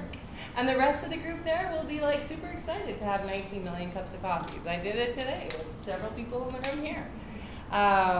So if you love groups, join group things. If you're more of a one-on-one connector, do that. I'm not saying don't push yourself, but be true to who you are. If you don't show up with who you are, it'll come across as being fake and salesy and everything you don't want to appear. So just be yourself. Find what works for you. Be willing to try lots of new things, whether it's Rotary, whether it's Breakfast Club, whether it's gala events and that's your thing, whether it's lots of schmoozing and golf tournaments and those types of things. Just find what fits for you, and just realize that over time that might change too. I used to do a ton of stuff in the community in regards to events because I just kind of liked that in my 20s and 30s, and it's changed over the years. So just take your time and do it. And the other thing is just know that networking takes time. You're not going to walk into a breakfast club and close everybody, or a Rotary club and get every single Rotarian to do business with you. It's a relationship. So just know networking does take time and be in it for the right reason, which is to find connection with other people. My 3rd tip is your vibe attracts your tribe. So be where your tribe is, right? So if I happen to tend to hang out with small business owners, I'm going to go to events where small business owners are. I do sponsor the Coaldale Smash Derby every year. That's not really my normal place to hang out, but I enjoy it. So, but typically I try and find where my clients are is where I want to be. So if you're selling farm equipment, you might not be needing to go to the gala event, certainly, right? You might show up at the Stars, Boots, and Roots event because those are where farmers are. So just vibe attract your tribe. Lately, I tend to be hanging out, just life has taken me down this path of being a female entrepreneur, and so get to do lots of speaking engagements and that type of thing, so life changes. I think lots of people in this day and age now think networking is social media. That is not networking, right? And I know it's easy. I know it's hard to get out there, especially if that's not your natural tendency. But don't hide behind social marketing. That is actually not networking. You need to be face-to-face. You need to finally have that connection. I think people are craving meaningful, authentic connection that's real. So just get out from behind the Twitter and Instagrams and those types of things. I'm not saying don't use it. I tend to feel mine is much more after the fact than prior to. Things to remember. Yeah, understand it takes time for business results. I think one of the things that is really important is just being able to support others. So if I know Colton needs to connect with Nicole, I'm going to be able to broker that. If I know Paul should be talking to Darlene, I have an ability to broker that. Not because there's anything maybe in it, quote unquote, in it for me, but because I want to help Paul connect to Darlene because that's a good connection and I happen to know both. That has been incredibly valuable in my life and has certainly changed my career path of where I've gone in business, just simply because of the fact that I can look at Ash and know Ashley needs to connect to somebody else and be able to do that. It's not always about getting the business, it's about doing, I just call it doing the right thing and just being able to network, which is really just making a meaningful connection.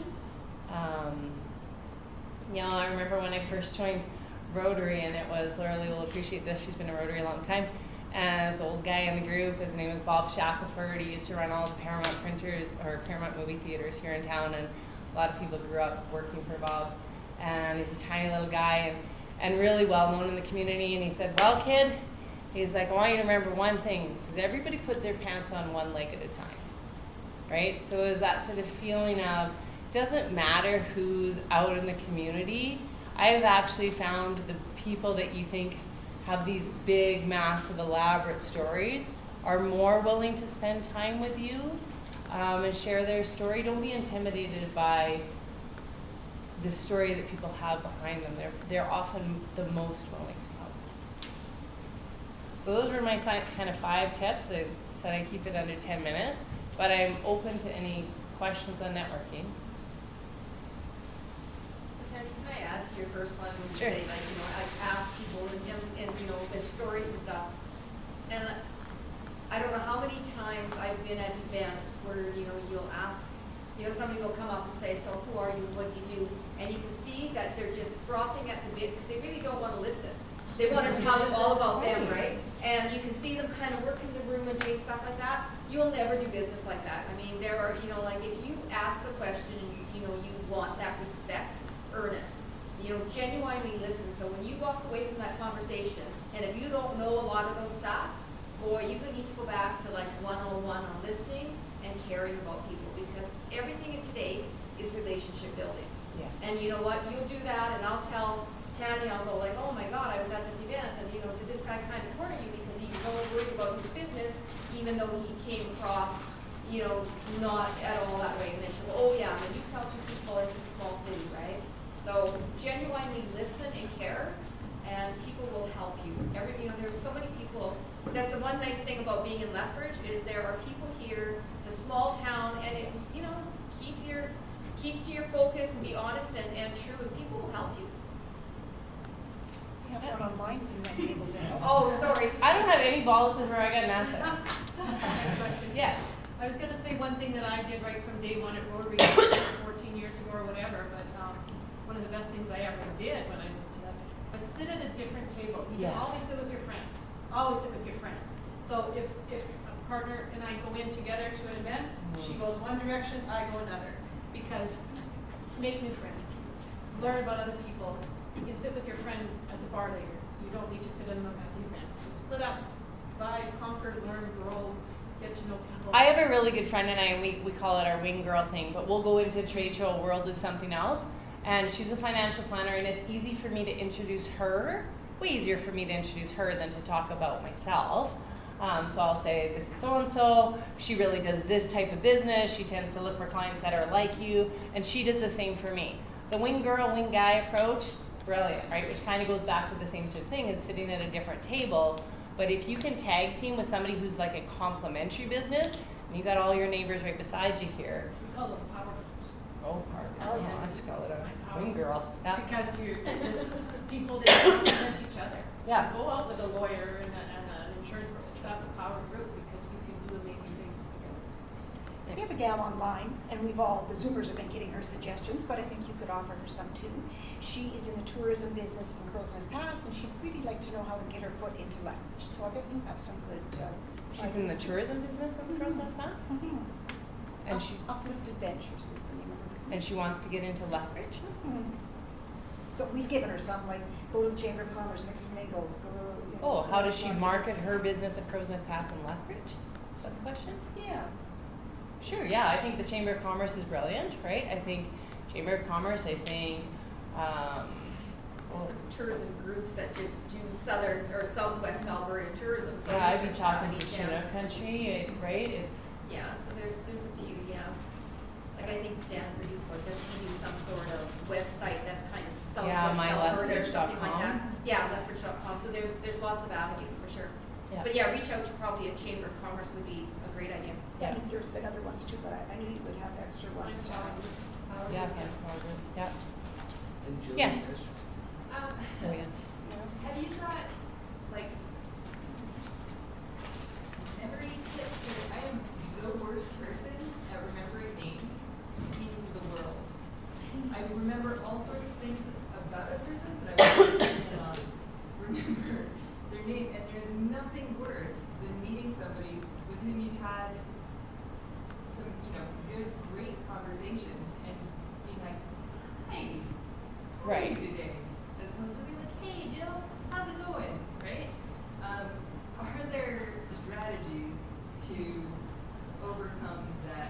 know that one of the strategies I was taught long time ago is if you're going to an event with somebody else and I'd go to introduce Ashley, right? And I'd say, oh, Nicole, this is, oh, I forgot your name. And Ashley go, Ashley, and I'm like, not your first name, Ashley, your last name. It feels cheesy. I've never used it, right? I'm just more of a real authentic person, so if I forget your name, I'm gonna go, I'm sorry, I'm really bad with names. I remember your story, right? But I don't remember your name. Like 10 times in a row. I don't get offended when people, because I am, right, sometimes I'll ask somebody else if I know, do you know who that person is? Or I'll try and LinkedIn them really quickly or something, right? Like I'm just real enough now as I approach a different decade that I just go, I don't know your name, I'm sorry. Like it's embarrassing, right? But it's real, right? And I'm in the next step, already, and I forgot your name, please tell me. Yeah. Yeah. You can remember, I can probably remember the conversation we had too, but I don't remember your name. Right. Be real. Yeah. If someone holds it against you, They hold it against you, that's more they'll about them hold than it me. against you, yeah. Yeah. Yes. If I could just add one thing to that, Please. though, is if you say their name as many times right away in that conversation, as opposed to hearing their name and then moving on and listening to what they do, then you've at least kept it in your short-term memory long enough to process it and start moving it. Yeah, and I do remember, it is another strategy. I do remember this. He was a photocopier salesman. He used to say your name like 1,000,000 times, and my sister and I used to crack up. We'd be like, Tanya, blah, blah, blah, blah, Tanya, blah, blah, blah, blah, right? And we played this game with how many times he'd say my name, right? So you got to be careful that it doesn't get like, I mean, that went on for a very long time. He knew my name, but right, you just have to be careful on those things. And it's like, you try and do the name association, right? Tim likes to be, I don't know, I can't do name association. Tim at the gym. Tim and Jim, but then I'm going to call him Jim and look like an idiot. Right? At the gym. So, yeah, I don't have any, I just believe in staying real. Yeah. Thanks, Am I done? Tiffany. I appreciate that. Sure.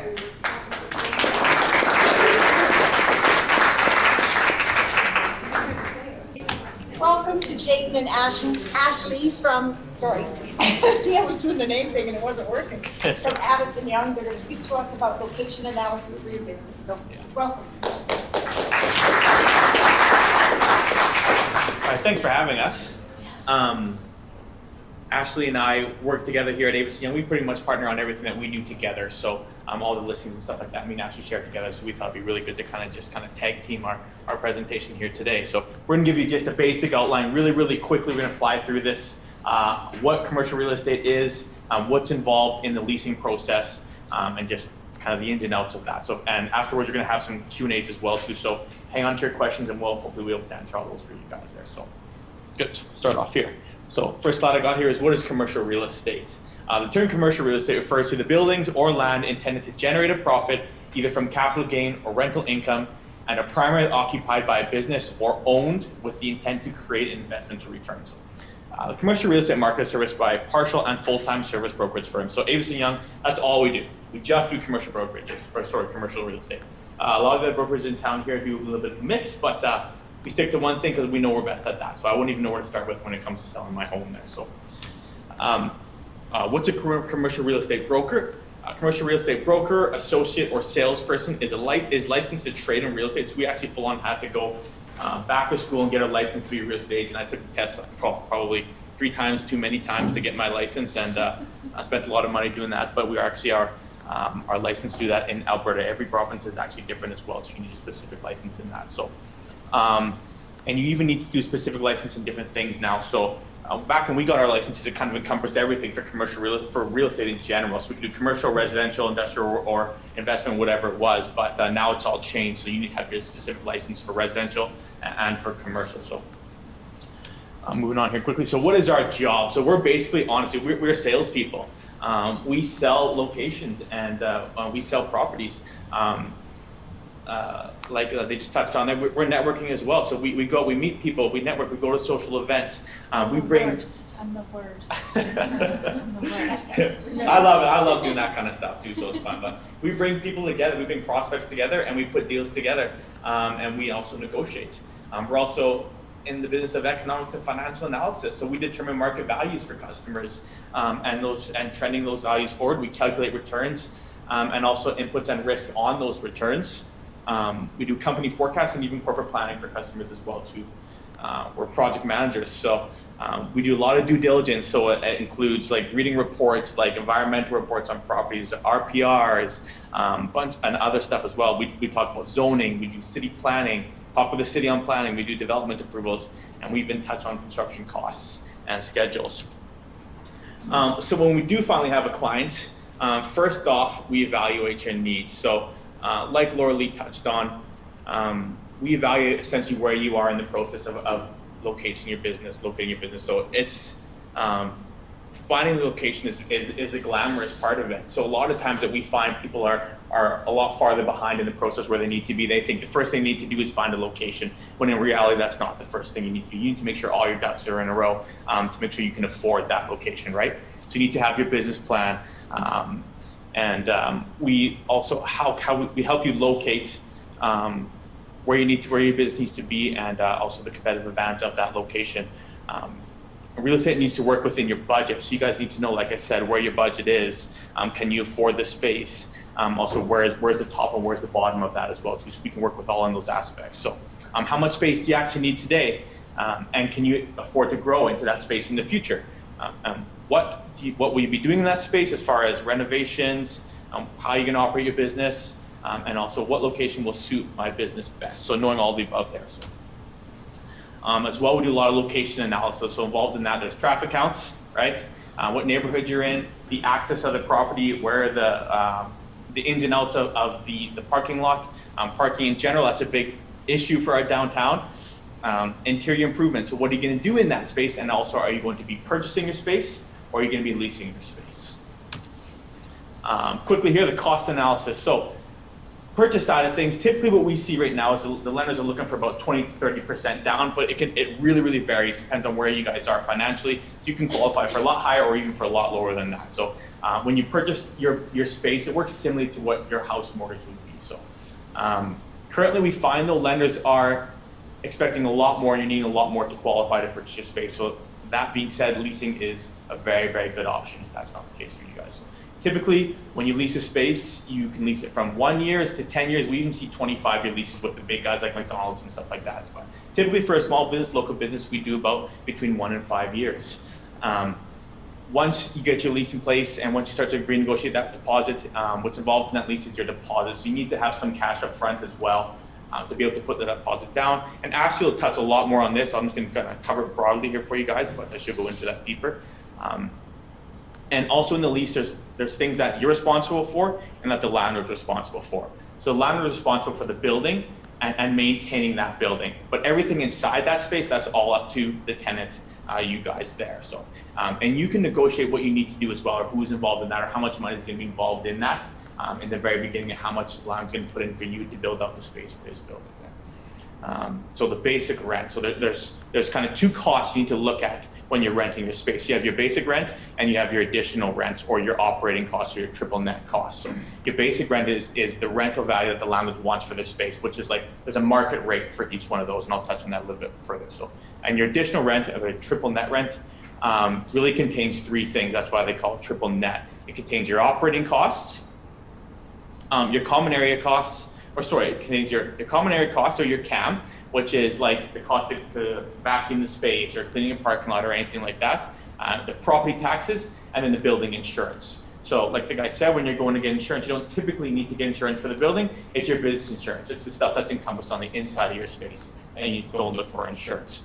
As well, above and beyond all those costs, you have your renovation costs, your utility costs, and your GST costs too. So they add the basic rent and the additional rent together for your costs. So make sure you know what those two costs are going into the space.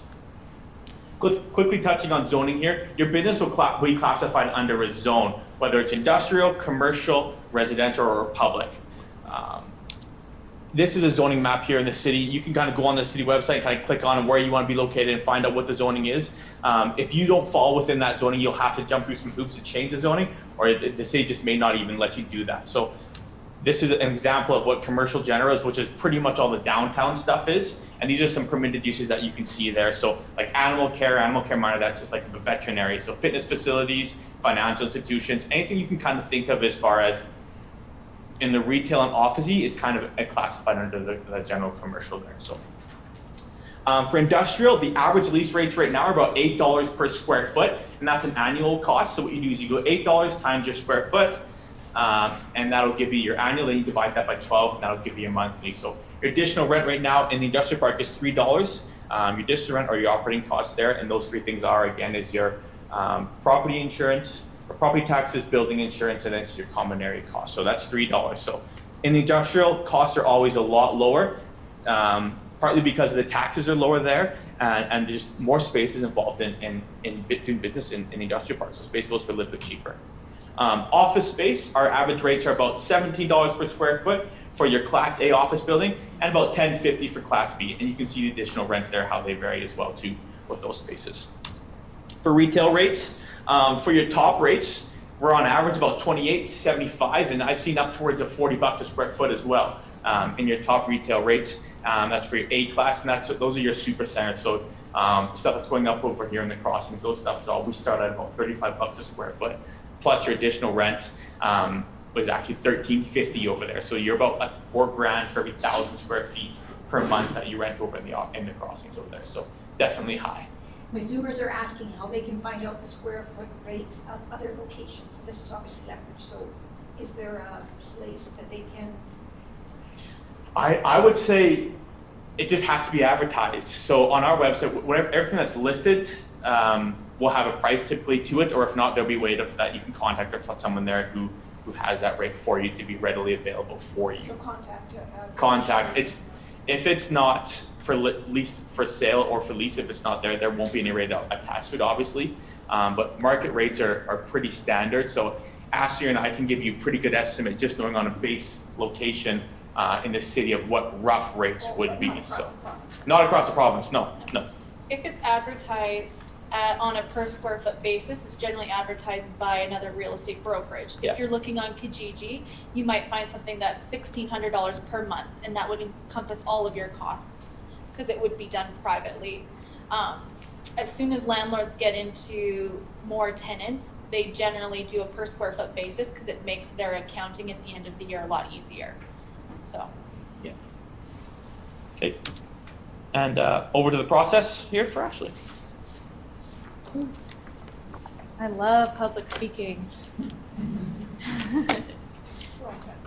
So I remember from last year, the process was the most questioned thing because it's what you guys are all kind of looking at right now and trying to evaluate what your costs are moving forward. So when somebody calls us up, we want to kind of narrow down what your criteria is and what you need. And so we're looking at things like, are you in the market to purchase or lease? Are you looking for a massive space or a small space? Is there a way that we can cut down your space and reevaluate your needs within your business in order to cut your costs down? What specific requirements do you have? Do you need an overhead door for loading at the back? Or do you need retail frontage because you're selling Lululemon, right? We evaluate where the location is going to be best, or if you have a preferential location. We're not going to put up a Lululemon in the middle of the industrial park because it's not going to be successful, even though it's going to be your cheapest rent. We want to look and work within your budget. So if you say, I can't spend more than $3,000 a month, we'll try to work within that. If it's not doable, we'll definitely educate you on the fact that you just can't do that for what you need. And then your timing. So you're all in a position probably of either, starting your business, it may be a year or two before you're actually in a retail space or a commercial space in general. So we can still work with timing like that. From there, we'll take that list of criteria and we'll create a comparable sheet. So we'll detail either in an email or a spreadsheet or something, all the available properties that could fit your needs. So if you need an overhead door, every one of these properties would include an overhead door. If you need to be within the $3,000 per month, we'll include properties that fit your criteria. From there, go for a drive, or you can go for a drive to see what those locations are, what they look like up front and close. And we can narrow down some properties that we would then take you on a tour to see in person inside the space to see if they would fit your needs. Furthermore, eliminate the options that don't really work at all. From there, you want to write an offer. Now, everything that all of the professionals says, make sure you're ready for this. So we'll try to educate you through that process as well, but we don't want to push you into something that you're not ready for. You know, we're not going to take a startup business and write a 10-year lease unless it makes absolute sense. The only reason why you would write a 10-year lease is because your cost might be lower over the course of 10 years, but you're committed. So for a company like Avail or whoever, they wouldn't mind signing 10-year lease because they're probably not going anywhere. Whereas a startup, you just don't know what your second, third, fourth year looks like. So signing a shorter lease is definitely to your benefit. So writing an offer, that comes with certain things. So we want to look at almost everything in that offer is negotiable. So anywhere from your per square foot rate to the amount of work that the landlord will put into the space. If you need change rooms built out, or if you need a kitchen built out, it is possible that the landlord would contribute to some of those costs. So it's all within the negotiation process that we will help facilitate and get you the best deal possible. Timing, if you don't need it for 6 months, that's fine. We'll put that into the offer, right? And then conditions. So conditions will go into the offer, and I'll touch more on the next slide, but it's what protects you in the investigation phase of commercial real estate. So from there, we present the offer to the landlord or the seller or whoever we're presenting it to in your case. We negotiate details. It may go back and forth 100 times. It might not go anywhere at all because we've offered too low, or they might just say, yep, that sounds good, we'll do that. Once it's mutually accepted, you are expected to provide a deposit. Specifically with leasing, it's first and last month's rent, plus your GST on your first month's rent. So keep that in mind. Your last month might be substantially more than your first month. So it's not just, if your first month if your first month is $1,000 and your last month is $5,000, you're shelling out $6,000 plus $50. So $6,050 for your deposit. So it's a pretty penny when you're looking at longer term leases. Conditions. So conditions are what protect you when you're first writing an offer. So yes, it is a big step to write an offer with real estate, but it's not your final commitment towards the project. You will add in conditions, for example, financing. So we'll put in a financing condition, or an approval of cost of construction. So you'll get a contractor in there during your condition period and say, hey, what is this going to cost me? Oh, that's $100,000 more than I expected. I'm out. You get your deposit back, the deal's dead. No biggie, right? We don't love to deal with people that don't feel like they can move forward on their conditions, but it is essential to understand what you're getting yourself into. All the way down to lawyers' approvals. Lawyers hate our contract. It's only 9 pages. They'd like to see one that's a billion. It's gone. Yeah.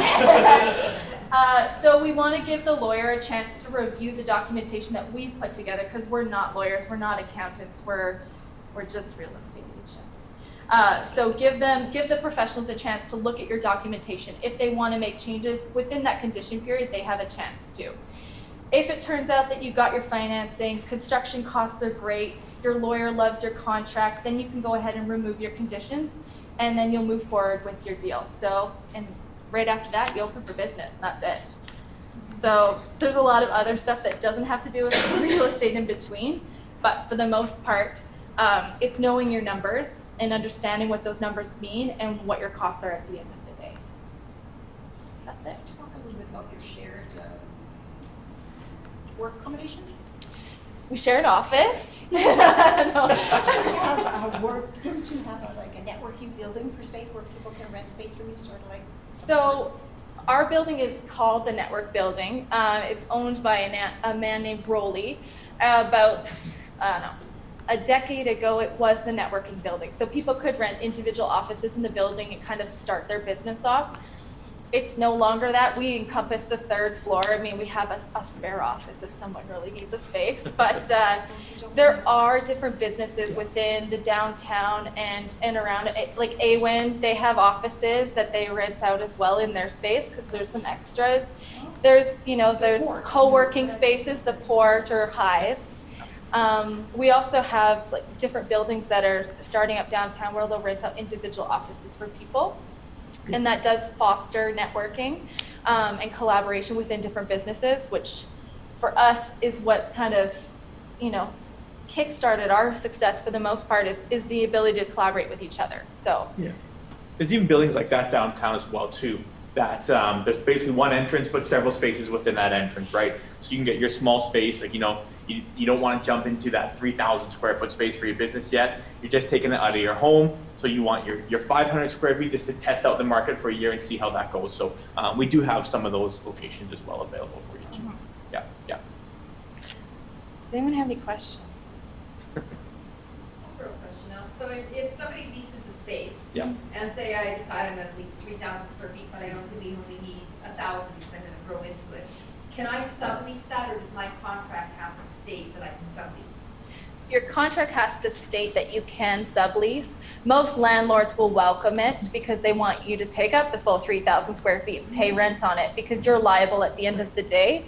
But yes, within your formal lease document, you will need to get that approval, and then once you do find that person to come in, a lot of landlords will require final stamp of approval on it. You're still liable. You're essentially their landlord at that point. So if they default, it's on you, right? You can't so go to the landlord and say, my tenant didn't pay me rent. Yeah, yeah, and you're still on the hook for the full 3,000 square foot, no matter what. Yeah. Yes? Does it look bad on your business if you have to change spots a couple of times, like when you're trying to build a clientele and stuff? How do you transition that nicely? I don't know if I would say if it looks bad. I guess it depends on the reason for your move. If you've been in a little location downtown and now you're expanding to this bigger, grander location, absolutely not. I mean, if it's just too expensive to expand, I guess it depends on the type of business. Yeah, if it depends on the type of business that you have, I would say yes. If you're in an A-class location, now you have to downsize and downgrade into from an A to a B. I would say they would be curious to know why you're downsizing and not in the location you were before. But I think it also depends on your business and your clientele as well too. I know like hairdressers, for example, like I followed my hairdresser around for years, right? Doesn't matter where she goes, I'm gonna go to her. So it just really depends on your location or your business. But I would say in the broad spectrum, if you're going from high to low, I would say yes. Yes, it would. No difference there. No. So if you're interested in a particular location, but it's taken, is there like a public database that you can look at and see people's lease? Where they're at roughly in the spectrum of their lease term? No, we wish. That'd be nice that would make for our us jobs too. easier. Yeah. So is it like confidential for other businesses to like show the lease and stuff? Yeah, it totally is. So every deal that we do is different as well too. So if I'm working on a deal in one building, no deal looks exactly the same in that building. One person could be paying more than another person. That could also be because the landlord's going to be putting more money into the space for this person. So you don't want to go around telling your neighbor how much money you're paying, because we don't, like I said, the landlord could have gave this guy $50,000 up front, but he's kind of getting it back in the terms of his lease. So everything is, nothing can be shared. And it's all pretty confidential, and it just, like I said, varies for every deal. Yeah. It doesn't stop people from sharing. It doesn't. And then calling up their landlord saying, hey, my neighbor over here is paying less than me. Why is that the case?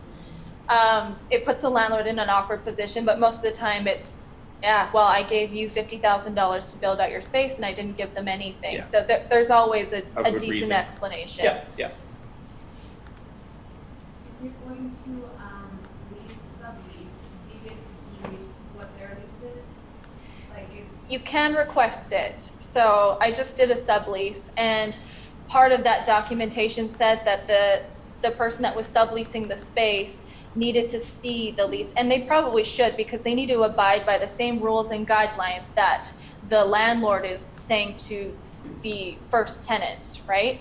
So if there's rules of no noise past X hour, you want your subleasee to also abide by those rules, otherwise you're gonna get in a lot of trouble. So yes, you can see it. Sometimes they might say you need to sign a confidentiality agreement, which is super, super simple. Are there certain things that you can, like, so you're leasing a space, and all of a sudden somebody moves into the space next to you, and all of a sudden it's causing havoc in your business. Yeah. You know, it's there's odors, there's you know, different type of clientele. So what can you look at, or at what point can you go back to the landlord and say, like, this isn't acceptable to me, and so can you break the lease? Yeah, there has to be grounds for you to break the lease. I would think the landlord would be almost penalizing the other tenant before you on that part, because they're the main issue. So every lease that we do, there's a clause in it that says you're able to have quiet enjoyment of your space, and you need to be able to operate within those proper parameters. So I would think a lot of that would be legal as well, though, too, on what's considered proper and what's considered not proper. Yeah, does that answer your question? Sort of. So, like, you know, somebody moves in next door, Yeah. and they're doing what? Doing cannabis. They're doing cannabis or something. And it's spreading through the ventilation. Like, what do you? Yeah, it would be on them to kind of. It would be on the pot side to fix that, because it's their problem, their issue going over into that space. But I would think that would be grounds to break your lease. Yeah. If you have issues with the lease, you can go to what's called arbitration. If the landlord is not responsive to your requests, then you can go to arbitration, and it's like a council that makes that mediated decision, right, of what makes sense within the marketplace. Are these requests outrageous? Is the landlord being a putz? You know? Yeah. Yeah. Thank you, yes. It's pretty hard to get out of a lease. Like, It's hard. that's one of the main questions. Well, if I sign a 5-year lease, what happens if I go bankrupt? Like, you're on the hook for it. It is what it is. So it's pretty hard to get out of your lease agreement. So that's one of the things to definitely be aware of. Pay it out. You have to pay it out. Yeah, you pay it out, or you sublet it, or you go bankrupt, and those are not the fun things to do, right? So I guess that's where Ashley and I really come in to help out as well, to make sure you're qualified. We see that on the bankruptcy side, right? Yeah. Right? Yeah. It's like the business is failing, Yeah. but if they could move into a smaller location, they might be able to salvage it or something, but they're tied into a 5-year lease, and the landlord lives in Montreal or Toronto, Yeah. and has no idea what leverage is even like. Yeah. No. That's Yeah. a struggle. We have a fair amount of not a fair amount. We have a couple listings where people are still paying rent and they're not in the space at all. Sometimes they're big companies where they're like, oh, we're downsized and we don't need this location anymore, and the landlord's still getting paid their $5,000 a month, and they're on a lease for another 3 years. Yeah. That company then hires us and says, we need to sublease our space for the remainder of the 3 years of our term. We'll almost take anything at this point, because right now it's so much out of pocket. So sometimes you can find a little gem like that on the market too. Yeah. Safeways and Sobeys, that's what those guys remained empty and sat there vacant for that long, because they just ran out the leases on those things. So They're paying for, now they're like, 3 or 4 okay, years. now the land's like, okay, now we need to lease it up. But that's why they've been sitting vacant, is because, yeah, paying big bucks on those properties. But What was your question? I was involved in a venture a little while ago that I left, but right before I had a meeting with one of your colleagues, and I was very impressed with how much questions were being asked regarding the financial situation of the entrepreneur. Is there a lot of protocols, like regulations, that have come up in the last number of years, or like in the last, I should say, 10 years now, that are really focused on ensuring you are obligated to ensure we can do our best job to aid Right. as a tenant? So you're asking us if we need to do some pre-screening for entrepreneurs to make sure they can pay their bills, right? Like, not the way a bank would, but No, the for best sure. way, yeah. So specifically in our office, we represent, I want to say close to 80% of the commercial listings in Lethbridge. So, and there's only 7 agents in our office. Yeah. That means that the majority of the deals that we do, we double end the deal. So Jaden would represent the landlord, I would represent the new tenant. So all in that same perspective, we're looking out for both parties. And with any real estate transaction, the goal is to make both parties happy at the end of the day. There is that amicable solution. It just needs to make sense, right? You need to pay enough money so the landlord can pay his bills, right? He didn't buy this building to make $0 on it, so he needs to make a little bit of a profit. So understanding the common sense of the real estate is what helps the landlords continue to hire us, and it helps us to create realistic expectations for the tenant as well. Yeah, so we do like that's part of the condition process of it as well, is to make sure that you are okay financially to move forward with this. So if for whatever you do need financing and you don't get financing, I mean, it's just not going to happen, period, right? There's no real rules set in place that we have to screen you guys financially, but it's just smart and it's just good business as far as how we represent our clients, which would be the tenants and the landlords. Like Ashley said, we want to make sure it's the best tenant for the landlords. We want to make sure that tenant is qualified. We don't want to have another vacancy in a year because the tenant can't pay their lease, right? So we do that because it is just the best business practice to do it that way and to make sure they're qualified buyers and leases. Landlords do have the right and ability to request your financials if they put it on the documentation. Yeah. So in turn, they may request like personal bank statements from you to show that, oh, this guy's not in overdraft. Credit checks, everything. Yeah, they want to make sure that they're getting in business with the right person as well, right? So they are doing the same thing that you're doing. They're dotting all their I's and crossing all their T's on the tenant as well too. So yeah. If anybody else has a question, you're more than welcome to answer it or meet with them for a few seconds, but you know what time it is. When you're purchasing a property, is Yeah. it a good idea to have a separate company that owns that property and lease it to yourself, just liability-wise? Because that's something you see often. You mean like if you're owner user? Yeah, I was gonna say Yes, that might be an easier one for the accountant. If there's a lot of equity in property, we would normally tell you to set up a holding. But if there's no equity, there's nothing you're trying to protect. So maybe you don't do it at the beginning because you have very little equity, but maybe over time, or a bigger building or whatever, then you probably would put it up with a holding company to credit improvement and to accept it. Would you be so kind as to come repeat for the mic, because I've got because the Zoomers can't hear you, sorry. That might Come be here. too long to minimize, but it's a good question. All right, from an accounting perspective and legal perspective, someone asked if you should set up a holding company to put your building in. And my answer is that if there's a lot of equity in the building, then it's probably a smart thing to do to creditor-proof the building and separate it from operations. If there's not a lot of equity, then you really have nothing to protect. So maybe you don't set it up at the beginning, but as your business grows, you get into bigger buildings, you have more equity, you pay off your debt, then maybe then the smart thing to do would be to put your building and pay rent up to the holding company. Thank you for coming back up. Thanks, Lorraine. It was too long. Thank you once again. Yes. We appreciate all our sponsors when they come in to present, and that's awesome. Yeah. And if you have specific questions, I'm sure that they brought us their cards, or We they're do. welcome to see you. And they have a presentation on the shared Google site as well, so Yeah. feel free to take a look at that. So thank you very much. Thank you. Thank you.